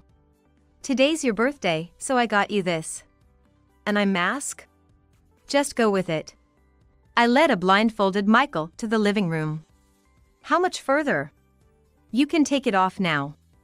Upon removing the eye mask, Michael was speechless, seeing the walls plastered with photos of his mistresses. What is all this? This is your birthday present from me and Tim. The icing on the cake was the letter-shaped balloons Tim had bought. Loser was spelled out in Roman letters on the window. Happy? Do you like it? Are you kidding me? Tim then burst into laughter. Kidding? That would be you.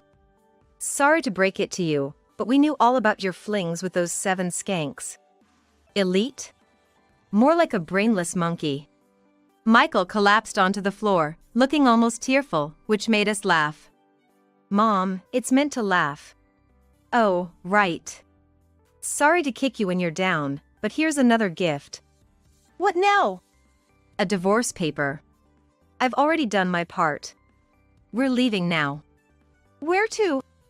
Back to my parents. I can't stay in this creepy house. You can clean up.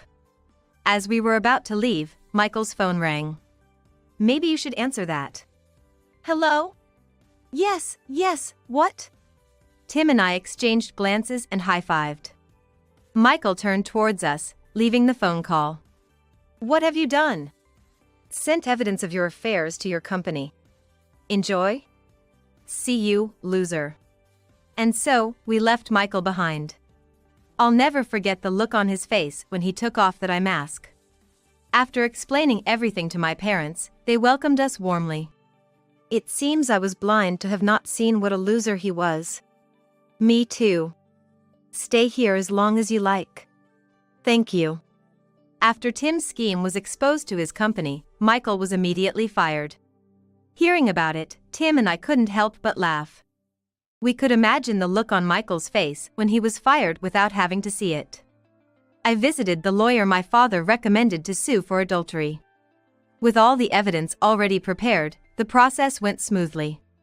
Is this the end? Yeah. Just the divorce left now. By the way, Mom, you're quite the sadist. Not at all.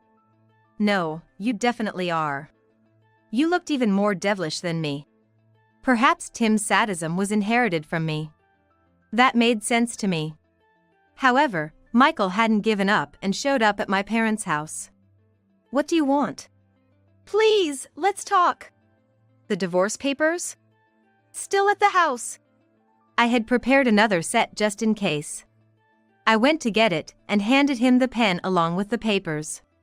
Sign here first. That's the condition. All right. Michael signed immediately. Thanks. But I'm busy today. I'll contact you for another place, okay? Whatever you say. Michael left quietly.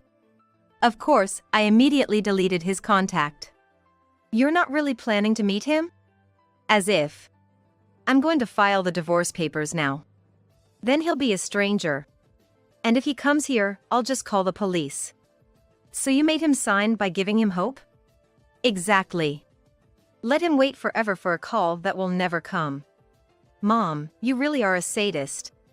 Back at my parents', we started living a peaceful life. I eventually gave birth to a daughter, whom I named Senna. The name Senna, inspired by the plant Dracaena, signifies sincerity. I hoped she would grow up to be sincere and discerning. Our family of 3 wished to live happily and closely together forever. Are you Ken? I haven't seen my grandson, Ken, since he was in elementary school, but I was sure it was him. Ken should be in high school this year, so the age fits. However, I didn't recognize the child he was carrying on his back. Grandma. Long time no see. Tears blurred my vision. I didn't know what to say, torn between the pain of seeing him and the joy of our reunion. Ken, now fully grown, was not one to show his emotions, in contrast to me. Please, let us stay for the night. I didn't know what had happened, but there must be a reason they were out in such light clothing on a snowy day, in such a place. It must have been hard, carrying a child through the snow over such a difficult distance. The child on his back was shivering. Their limbs were red and black from the cold, and their lips had turned blue. Ken's legs were also shaking, seemingly unable to carry the child any longer. I was about to nod as if to say of course when. Don't joke with me. I can't take care of that kid. The person who came stomping to the entrance, making loud footsteps, was my husband, Felix, who was supposed to be watching TV in the back of the house. It seems he had overheard our conversation. Even I flinched, used to him as I am, a high schooler like him would surely be frightened. However, yeah, I thought so. He said, with a wry smile. It was a hollow smile that twisted only his mouth. As if he had expected just that response. My name is Anna Smith. I live a relaxed life in the suburbs, a bit away from the city center, similar to living in a place like Nebraska. I'm in my late 60s now, and since my husband, Felix, has retired, we're living on our pension. Felix has always been very stubborn and difficult. When he was working, he often clashed with others and seemed to be constantly involved in trouble. But those who knew him well understood that Felix was just clumsy. He's always hated anything dishonest, and once he's made up his mind, he rarely changes it. And he was terribly bad at expressing his feelings. Back then, I knew that Felix was more stubborn and clumsy than others, so I sometimes stepped in to help. Felix was not good at work like others, but he was great with people. In a way, we were like oil and water, but we naturally hit it off. From there, we started a give-and-take relationship and eventually started dating and got married. After getting married, we were blessed with a son right away. Stubborn as Felix was, I think he poured his love into him in his own way. Thanks to that, our son, Mike, grew up healthy and is now married with a grandson, Ken, of his own. We thought our happiness would last forever, but it didn't turn out that way. Mike and I have become estranged since a few years ago. A big fight between Felix and Mike was the start of the rift. Even I, who usually stays neutral, ended up siding with Felix, so I haven't been able to meet my son for years. Because of that, I haven't been able to see Ken for a long time either. It's heartbreaking not to see my first grandchild, whom I adored, but it seems there's nothing I can do. All this was because of Mike's marriage. Mike married a woman he had been dating since his student days, named Julie. Julie lived nearby, and our families were close, so Felix and I wholeheartedly blessed their marriage. I remember when Ken was born, Felix's face lit up as if he was a different person, and he lifted his grandson in his arms. I think it was around the time Ken started elementary school that Julie began to consult with me frequently. Mike comes home late. He has a lot of overtime and works on weekends too. I tell him not to overdo it, but I was touched by Julie's genuine concern for Mike. For her, with a small child, Mike's overtime and working weekends must be quite stressful. My husband was also a workaholic, and it was tough. That's why I could understand Julie's feelings all too well. I contacted Mike several times myself. I was just as worried about him. If he overworks, his health could suffer, and if the company is that bad, he should consider reporting it to the appropriate authorities. That's what I advised. Before I could finish, Mike let out a dramatic sigh and shouted, "It's different from when Dad and Mom were working, don't interfere. I'm doing things my way." From his tone, I could tell that the company wasn't forcing him to do overtime or work on weekends. What kind of twist of fate is this? He used to say he was fed up with his father, who was always busy with work when he was young. He wasn't that enthusiastic about work. It seemed more like he saw it as a means to make money and live. Julie must have known that too, which is probably why she consulted with me. My concern turned into suspicion from that day. Sure enough, the unease I felt grew over time. Soon after, I received news. Julie passed away? Tears-filled calls from Julie's parents reached me. Julie had been hit by a truck while wandering on a highway. She was walking in a place that wasn't a sidewalk at midnight, so it seems the truck driver didn't notice her. Julie was serious and calm, so crossing a highway recklessly wasn't something she'd do. At least, the Julie I knew wasn't that kind of person. I heard later that she had often seemed distracted before the accident. Occasionally, her parents received calls from Julie that sounded like screams of despair. Hearing about it made my blood run cold. Apparently, Mike was having an affair. Julie knew the other woman was named Miranda, a secretary at Mike's workplace. Why she was in such a dangerous place, leading to the accident, is unclear. However, Julie's parents said she must have been shocked by Mike's affair and it probably led to her nervous breakdown.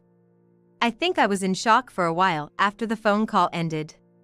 When I received a message from Felix saying he was on his way to the hospital, I finally snapped back to reality. By the time I arrived, Felix, who had left work early, was already at the hospital. Only Julie's parents and Ken, being hugged by them, were there. Of course, the first to be contacted about the accident was supposed to be her husband, Mike, but they couldn't get through to him. And then it reached Julie's parents, and finally, at the very last moment, they got through to Mike. Even though Mike's workplace is much closer to the hospital than our house, he was the last to arrive. Moreover, there seemed to be no rush or urgency in his actions. What the hell are you doing? Hearing about Mike's behavior and the affair, Felix angrily confronted his son upon arrival. I had never seen such intense anger before.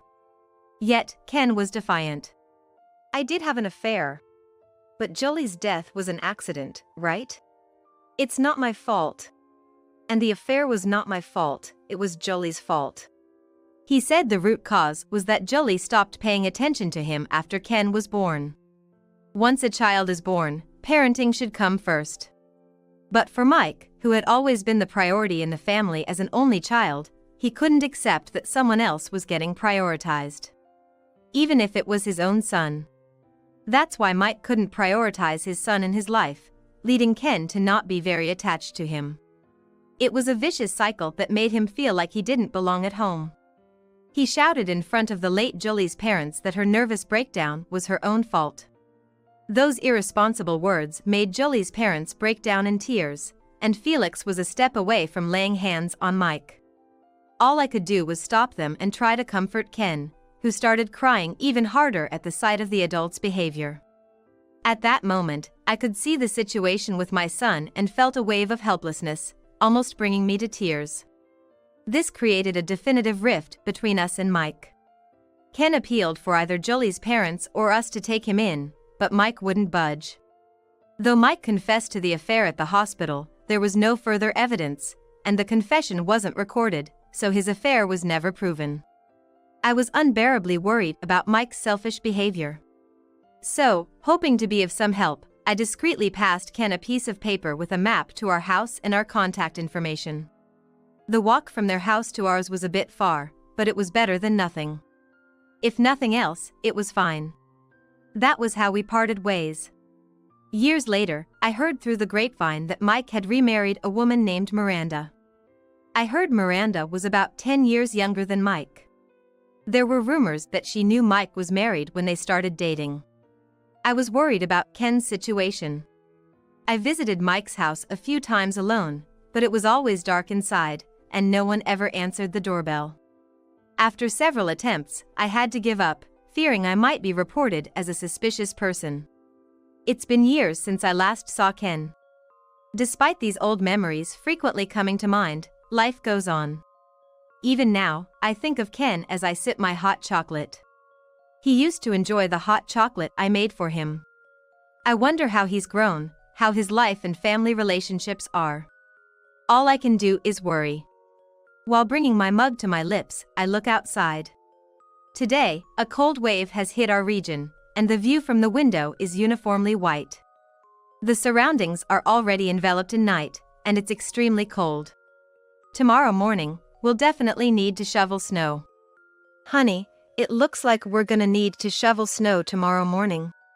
I was about to discuss tomorrow morning's snow shoveling with Felix, who was watching TV. Then the doorbell rang. Felix and I looked at each other. We had no idea who would visit our house on such a snowy night. With a bit of fear, I opened the sliding door to the entrance, and there stood a high school-aged boy, carrying a small child on his back. I couldn't help but stare at their unusual appearance. The boy was in a slightly wrinkled white shirt with just the top of a jacket and worn sweatpants. The small child was wearing a shirt with a thin hoodie and shorts. Both of them had red limbs, and there was a light dusting of snow on their heads and shoulders. And in the pure white yard, extending to the road beyond, were long footprints. It seemed they had walked to our house in this attire. As I thought this and suddenly looked at the boy's face, I gasped. "Is that you? Ken?" I hadn't seen Ken since he was in elementary school, but I was certain. The corners of his eyes drooped like jellies, and his nose was just like Mike's. Ken should be a freshman in high school this year, so the age fits. However, I didn't recognize the child the Ken-like figure was carrying. "Grandma, it's been a while." Indeed, the high school-aged boy was Ken. Tears blurred my vision. I didn't know what to say, torn between the pain of seeing him and the joy of our reunion. Ken, now fully grown, was not one to show his emotions, in contrast to me. "Please, can you let us stay tonight?" I don't know what happened, but there must be a reason they're out in such light clothing on a snowy day, in such a place. They must have come all this way relying only on the address note I gave Ken when he was a child. I can only imagine how difficult it must have been to walk this distance in the snow, carrying a child. I was about to nod as if to say of course when. "Don't be ridiculous. I can't take care of that kid." Stomping into the entrance with loud footsteps was Felix, who was supposed to be watching TV in the back of the house. Apparently, he had been listening to our conversation. Seeing Felix get angry for the first time in a while, I froze too. If even I, who have been with him so long, flinched, the high schooler must have been terrified. I looked worriedly at Ken and the child. But Ken, unfazed by Felix's demeanor, muttered softly, looking down. "Yeah, I figured as much," he said, with a wry smile. It was a hollow smile that twisted only his mouth. As if this was exactly what he had expected, I felt anger towards Felix for making his grandson show such an expression. No matter how stubborn or unforgiving he is, what kind of attitude is that towards his own grandson, who he used to adore and is innocent of any wrongdoing? Just as I was about to speak up, the child on his back said, "I'm cold." Shivering even more. His limbs were redder and blacker than before, and his lips were turning bluer. Ken's legs were also shaking, seemingly unable to carry the child any longer. Felix glared sternly at the child on his back. We need to go to the hospital first. If you won't go, I'll drive. Yeah. Then Felix, suddenly wide-eyed, silently grabbed the car keys and quickly headed to the garage. Though I thought it was hard to understand, Felix was actually worried about Ken and the child. Don't be ridiculous. I can't take care of that kid. As usual, he's short on words. The child was in such a state of exhaustion that he couldn't be taken care of at home. Right, that's the kind of person my husband is. I hadn't noticed it through my tears, but I could see the urgency in Felix's behavior. Following Felix's words, I urged Ken to the garage. You've done well to get here. We're going to the hospital, so you can relax now. I'll carry the child for you. No, it's okay. Ken showed a surprised face, then a look of wonder and confusion. In the meantime, he readjusted the child on his back and started walking towards the garage as prompted. It seems Ken has grown into a very responsible character. Always worried about the child, putting himself last. Even though he himself was shivering terribly from frostbite. Reassuring him was my role inside the car. Afterward, we found a hospital that was open at night, and Ken and the small child were immediately seen by a doctor. The doctor told us they were suffering from frostbite and malnutrition. Fortunately, because we brought them to the hospital right away, their lives were not in danger. I breathed a sigh of relief. While Ken and the child were being treated in the warm hospital, Felix wasn't his usual self. He asked the doctor in detail about their condition, held their hands so they wouldn't be afraid, and visibly worried. Where had his usual gruff exterior gone? While glancing at his face, I waited for Ken and the child to recover. A few hours later, after receiving 4 drips, Ken and the child were able to join us on the journey home before dawn. In the car on the way back, I asked Ken about the small child he had been carrying. When filling out the forms at the hospital, Ken had written the child's name as Eric. He was 5 years old. As expected, Ken's answer confirmed my suspicions. Eric is his half-brother. Which means, to Felix and me, he's another grandchild. Nervously, I asked about how they had been living up to now. Their thin clothing in winter told the whole story, but I had to ask. As expected, Ken said they were treated coldly by Miranda, the new wife, because Eric was the child of the previous wife. They were constantly verbally abused and discriminated against in terms of meals and other aspects of life. They didn't even buy clothes, and the school uniform Ken was wearing was the warmest clothing he had. And Mike, who should have been the real father, showed no interest in Ken. It seems Mike essentially neglected Ken, no matter what Miranda did to him. Eric, the child of Mike and Miranda, seemed to have been adored by both as a baby. But, gradually, they stopped taking care of him, probably because it became troublesome. Eventually, the care of Eric was pushed onto Ken. They were always the priority, incapable of putting a child first. Fortunately, Ken adored his much younger brother Eric. He must have been taking care of Eric since he was in middle school. Just thinking about how he had to give up his own adolescence desires to care for Eric made me feel sad. It was evident from how Eric clung to him that Ken had been taking care of him diligently, even though he was inexperienced. Due to being in a car driven by someone unfamiliar, Eric was tense and didn't speak a word. He wouldn't leave Ken's side and hugged his brother from the side, a clear proof of their bond. Finally, I asked why they had come to our house, difficult to reach by foot, especially in the dead of winter. Ken was initially reluctant to speak. Yet, as my concern reached him, he gradually began to share bits and pieces of their situation. Shockingly, Mike and Miranda had left the 2 children behind to go on a trip far away. Leaving hardly any food or money at home, their departure quickly resulted in a shortage of provisions. The fact it was the winter break probably compounded their difficulties. There was simply nothing to eat, and if things continue as they were, Ken himself and Eric would starve. And school closed, Ken, unable to impose on friends, found himself without anyone to turn to. Out of sheer desperation, he decided to make the journey to our house, Ken tearfully explained. Why didn't you contact us sooner? Felix shouted at Ken with a stern voice while driving. The guilt of not reaching out to his grandson sooner and allowing his son's reckless behavior. It combined with a sense of helplessness for not being relied upon, was apparent to me. However, understanding this required being familiar with Felix for a long time. There's no need to talk like that. Ken, Eric. I'm so glad you relied on us in the end. To Ken and Eric, who had little interaction with him, their grandfather might only seem frightening. Concerned they might be scared, I reassured them, but there was no fear in their faces.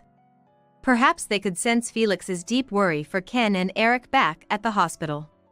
I've thought about contacting you many times, but I was worried about what my mom had said. I just couldn't find the courage to do it.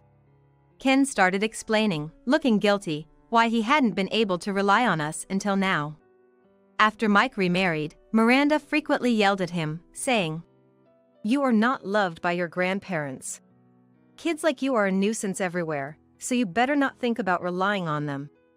At first, I thought it was a lie. The grandparents in my memories were always kind. But, being told repeatedly, he came to believe it was the truth. I had memories of being adored when I was younger, and I couldn't believe that grandparents who had been so good to me would hate me. Now, I can think that way. Yet, until recently, he murmured that he somehow believed he was not loved.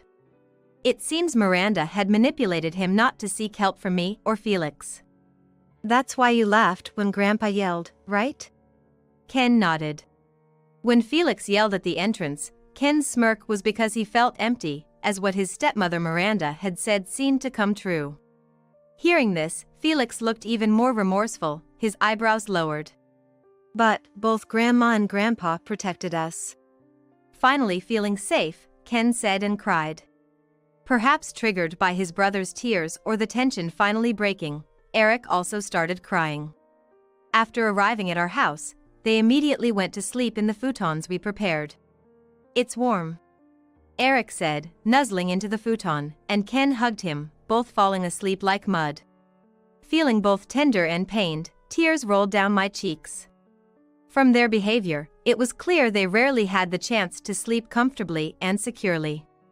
Felix and I wanted to keep watching Ken and Eric's sleeping faces forever, but that wasn't possible. We had a lot of tasks ahead of us. As the day grew brighter, Felix took the car out again. He went to file a police report against Mike and Miranda, armed with the medical reports from the hospital. We prepared for their return in the coming weeks. When Mike and Miranda returned from their trip and arrived home, they were met by the police waiting for them. Initially, Mike accused me and Felix of kidnapping by taking his grandchildren. Even when presented with evidence, he continued to claim so. Feeling responsible for how terribly selfish our son had turned out, both Felix and I felt a deep sense of guilt. The face of Mike, which I hadn't seen in a long time, looked even harsher than the last time we parted ways in court. I wondered how things had gotten to this point. Had we, as a couple, made mistakes in raising him? Or, as Mike grew up, was there some significant turning point? It might be too late to ponder these things now, but seeing my son continue to hurl terrible words in court made me realize we had reached a point of no return. Now, all we could think about was protecting Ken and Eric, who had suffered so much. Felix and I decided to fully commit to being there for our grandsons. Eventually, the two were arrested for child neglect. The diagnoses of malnutrition and others were the decisive evidence. The statements from me, Felix, and the boys must have supported that decision. Suddenly, Ken and Eric were left all alone. With their parents arrested, they seemed to wish to come to our house, having nowhere else to go. However, I thought we, who had raised a son who could neglect his children, might not be qualified to raise our grandsons. So, we consulted with Jolie's parents. They were relieved about their grandson's safety and also worried about Eric, who should have been a stranger to them. They also wished they could take both in if possible. However, they sadly noted that it would be difficult to take in Eric since there was no blood relation. They said it would be cruel to separate the brothers. That's why they thought our home, where the brothers could stay together, was the best. And they promised to support us moving forward. How kind they were to offer such words to the parents of Mike, who had treated Jolly so terribly. Lately, my tear ducts have become weak and I easily tear up. Due to these circumstances, we ended up taking in Ken and Eric. When I took Ken and Eric's hands and said, "From now on, you'll live with us," they showed us smiles. Still, they were as quiet as borrowed cats when they first moved in. But soon, we were able to open up to each other. Ken has been very helpful around the house. This year, we've had a lot of snow, but he's always willing to help with shoveling. Young Eric tries to follow suit, picking up a shovel and heading outside. It seems Eric is at the age where he wants to mimic everything his brother does. While watching the two boys, Felix was teaching them the tricks of shoveling snow, all the while grumbling.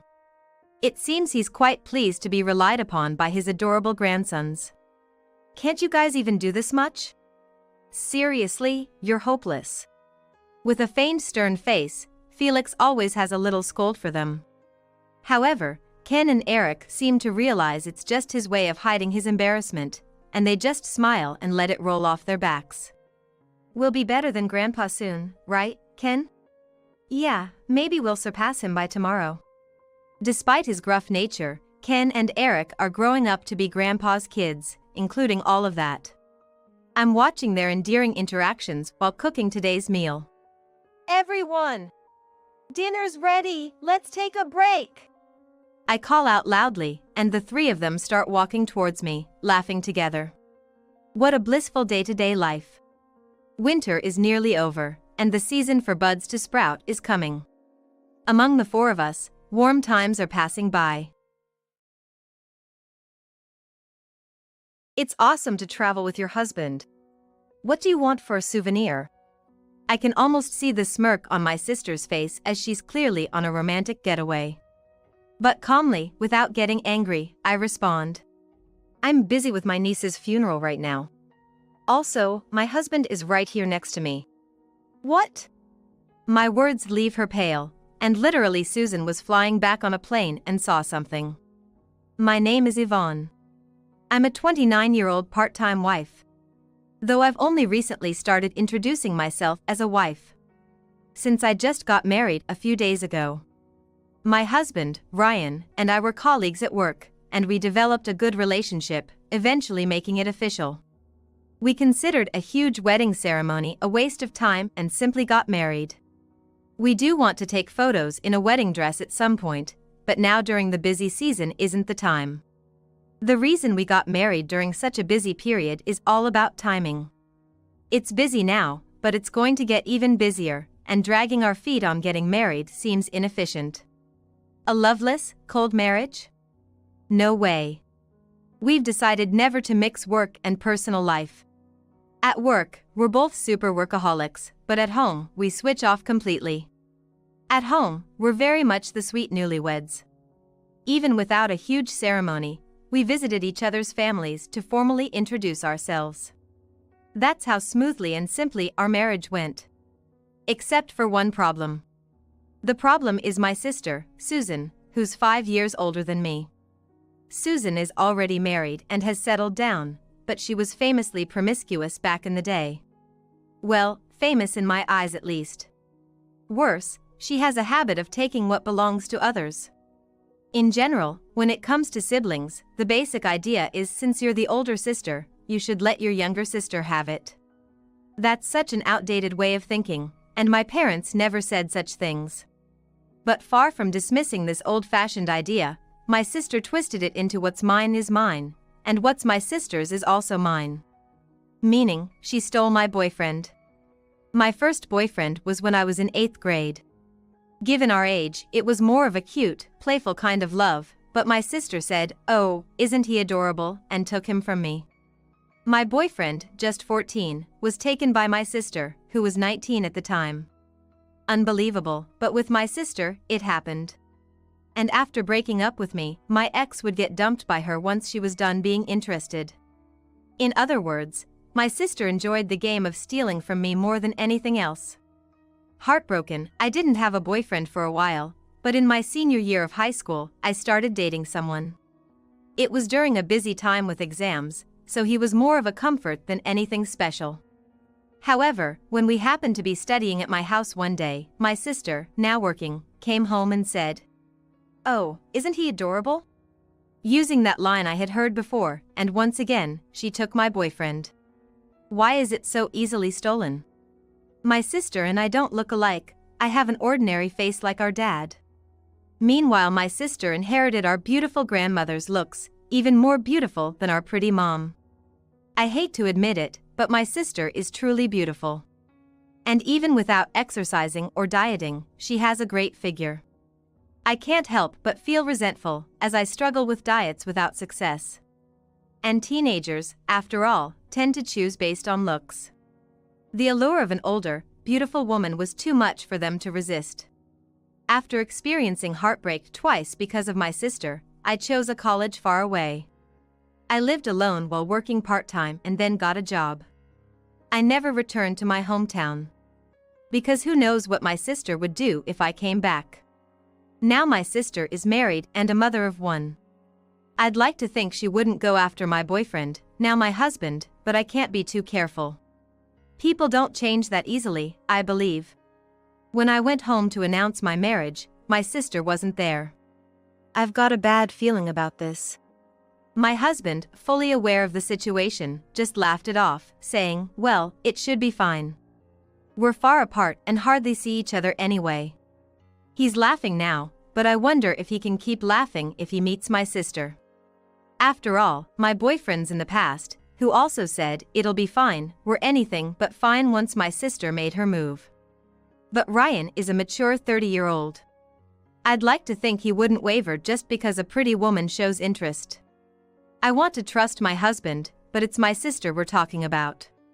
The one who laughs as she steals her sister's boyfriends and then discards them, laughing again, saying, "I can't believe you dated such a loser."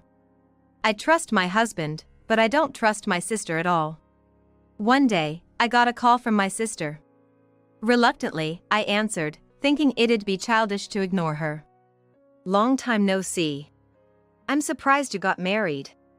That was my sister's first remark to me in a long while. I regretted picking up the phone. "But you got married so late." "I got married at 27, you know."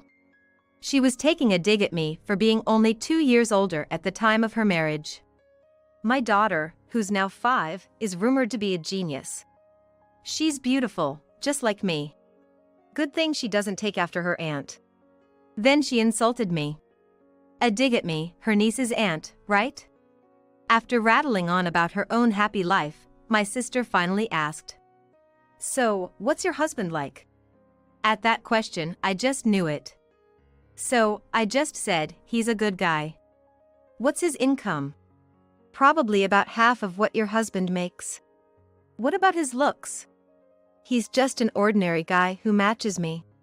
Sorry, Ryan.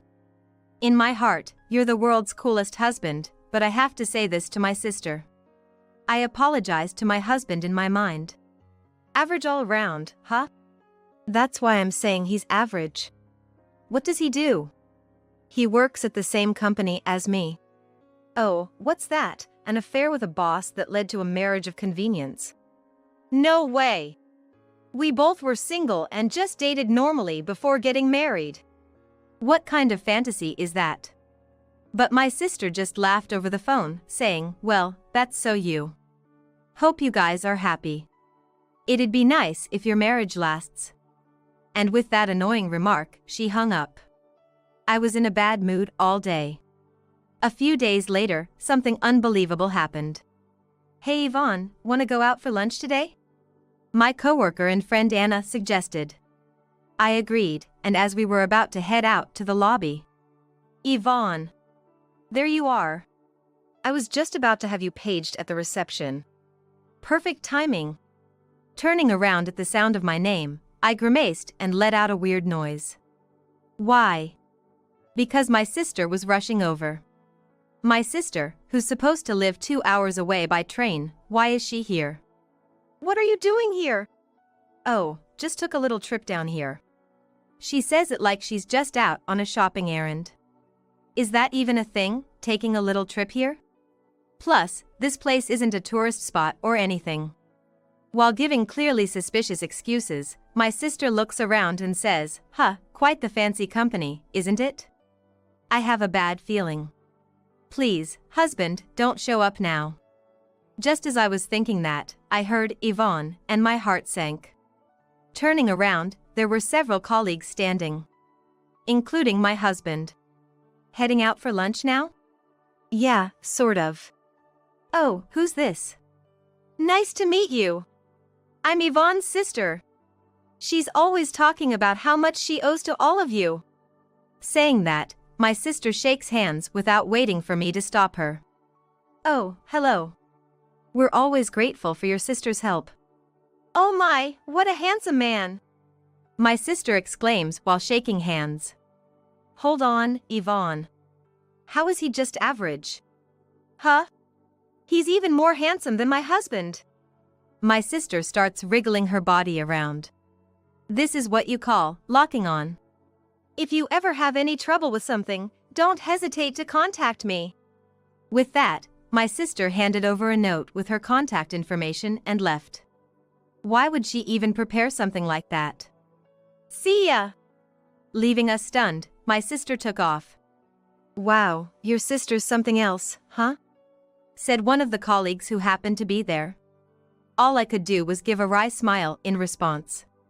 Then, suddenly, my sister called again a little while later. I was going to just let it ring, but after several calls, I reluctantly called back. "I'm going on a trip soon, so I've decided to leave my daughter at our parents' house. Take care of anything that comes up, will you?" "What? You know our parents' place is quite far from mine, right?"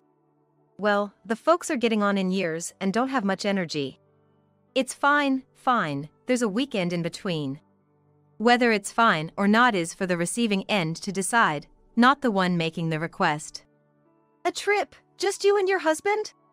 I know they need a break every now and then." As I was saying this, I heard a man's voice in the background. "Who are you talking to?" "Oh, is your husband taking the day off?" It was a weekday, and I was on my break from work when I returned my sister's call. My sister's a homemaker, but her husband works at an office. Wasn't he supposed to be at work on a weekday? "Hold on, I'm talking to my sister." "Yvonne, right?" Hearing that voice, I exclaimed, "Wait, what?" My sister responded, "What?" "Who are you with right now? Don't tell me." "Just happened to run into your husband here. We're family, after all, so no worries." "What are you talking about?" "Anyway, take care." Ignoring my protests, my sister hung up the phone. Unbelievable. My shout echoed through the break room. Later on, I learned that my niece had been dropped off at our parents' house. Apparently, my sister told our parents she was going to travel with a friend.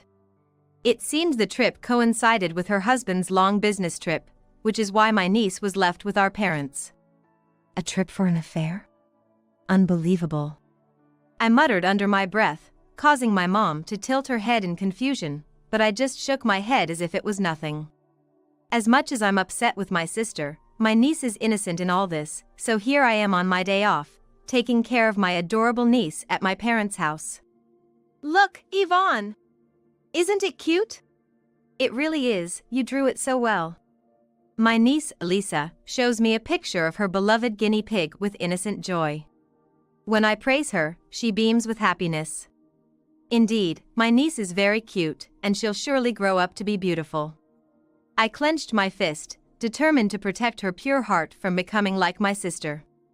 However, the situation took a sudden turn. After a while, a scream from my niece turned the house into chaos. The next day, I was still at my parents' house on my day off. I was busy running around when my sister called. Despite being annoyed to get a call during such a busy time, thinking maybe she was worried about her daughter, I answered only to hear her carefree voice, making me want to hang up immediately. "I'm really busy, what's up?" "Oh, here is just amazing." "Yeah, I'm gonna hang up now."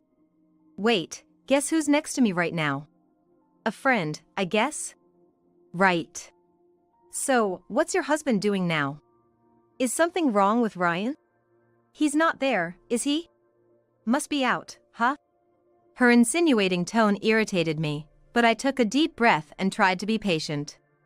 What do you want? Hey, you're on the phone with someone again. Suddenly, a man's voice came through the phone. My sister laughed and replied, Just wait a sec, Ryan. Did you hear that? Though I knew she was doing it on purpose, I responded, didn't hear anything. It's just too much hassle to deal with. Oh, is that so? That's a shame. Well, you probably heard but are just pretending you didn't, right? Sorry, I'm the only one happy here. Look, I'm really busy right now. Can we talk later? Don't be like that, it'll be quick. So, about the trip with your husband, it was amazing. She really said it outright. But my heart wasn't stirred. I remained incredibly calm about that. Thinking I was silent and upset because she couldn't see my face, my sister didn't wait for my reply and continued. So, I bought you souvenirs. The person I'm with will bring them back, so let's eat them together. It seems she's not even trying to hide it anymore. Oh, by the way, what do you want for a souvenir? Something sweet? Listen. I couldn't keep up with her anymore and said, Right now, I'm at Lisa's funeral. What? There was a delay before she replied. Didn't you hear? Your daughter, my niece Lisa, we're at her funeral. What? What are you talking about? Stop joking. I don't joke about life and death. I paused for a moment, looking up at the person standing next to me. My husband is right here beside me. What? From the other end of the phone, I could hear her panicking. What do you mean by that? Ignoring her, I hung up. My husband, Ryan, chuckled at my frustrated huff. Hours later, Lisa! Someone burst into the house screaming. Needless to say, it was my sister. Apparently, she was a mother after all. She must have caught the first plane back. My sister, looking frantic, burst into the living room where we were relaxing. What do you mean Lisa's funeral? My sister yelled as she entered, then her eyes went wide in shock. To her surprise, a young voice called out, Mommy? Lisa? What do you mean? You said funeral. My niece's eyes filled with tears. Great, just when she had finally stopped crying. She must have remembered and started to feel sad again. Mommy, Lily is. She pointed to the empty cage. What? My sister looked at me, demanding an explanation. Lisa's beloved guinea pig passed away yesterday. It was old, so it was inevitable. You said Lisa's funeral. Oh, that. I meant Lisa's beloved guinea pig's funeral. Didn't you get that? How could I possibly get that? My sister's scream echoed through the house. Ignoring that, I looked at the man who came with my sister. And who is this? Pointing to the man, my sister, who had slumped to the floor as if her legs gave out, said half angrily, What are you talking about? That's your husband. Why am I the one getting yelled at? Like I said earlier, my husband is right here beside me. Enough with your jokes. My sister glared at me, then finally noticed the man sitting beside me. Who's that over there? How rude. This is my husband, Ryan. What? My sister's eyes went wide as my husband, Ryan, greeted her with a wry smile. Hello, I'm Yvonne's husband. Then who's this Ryan over here? He's a different person with the same name, Ryan. What? Yes, the person standing next to my sister. It just so happens he's also named Ryan. And both my husband and I know him well. Because you said this guy was your husband at work. I never said that. This Ryan is a friend from high school who just happened to join the same company. I got close to him because we shared the same name as my husband. Then, my friend Ryan introduced me to my now husband Ryan, and we started dating and eventually got married. That makes no sense. What are you talking about? What makes no sense is you showing up at the company out of the blue, ignoring my husband Ryan, and giving your phone number to my friend Ryan. And Ryan, being Ryan, saying something like, I've always been taken care of by your sister. Seriously, he's always been a ladies' man. Everyone was shocked. My sister was speechless at my explanation. That day, when my sister stormed into the company, the man she ran into while I was about to go to lunch with a friend was among several male colleagues, including both Ryans. It seems my sister only has eyes for handsome men, so she was fixated on my friend Ryan, and my ordinary-looking husband who easily blends into a crowd went unnoticed. Why didn't you correct me? I asked you why you married such an ordinary sister. Well, I didn't deny it, but I didn't affirm it either. I just said, Susan is more attractive than Yvonne. My friend Ryan suggested maybe they should stop being friends. My sister's face went from red to pale, busy with emotions. Ryan, you're also to blame. Why go after a married woman? My husband spoke up, a bit angrily. My friend just shrugged, looking troubled. I was just playing around because she said we should officially date since she's divorced now. What did you just say?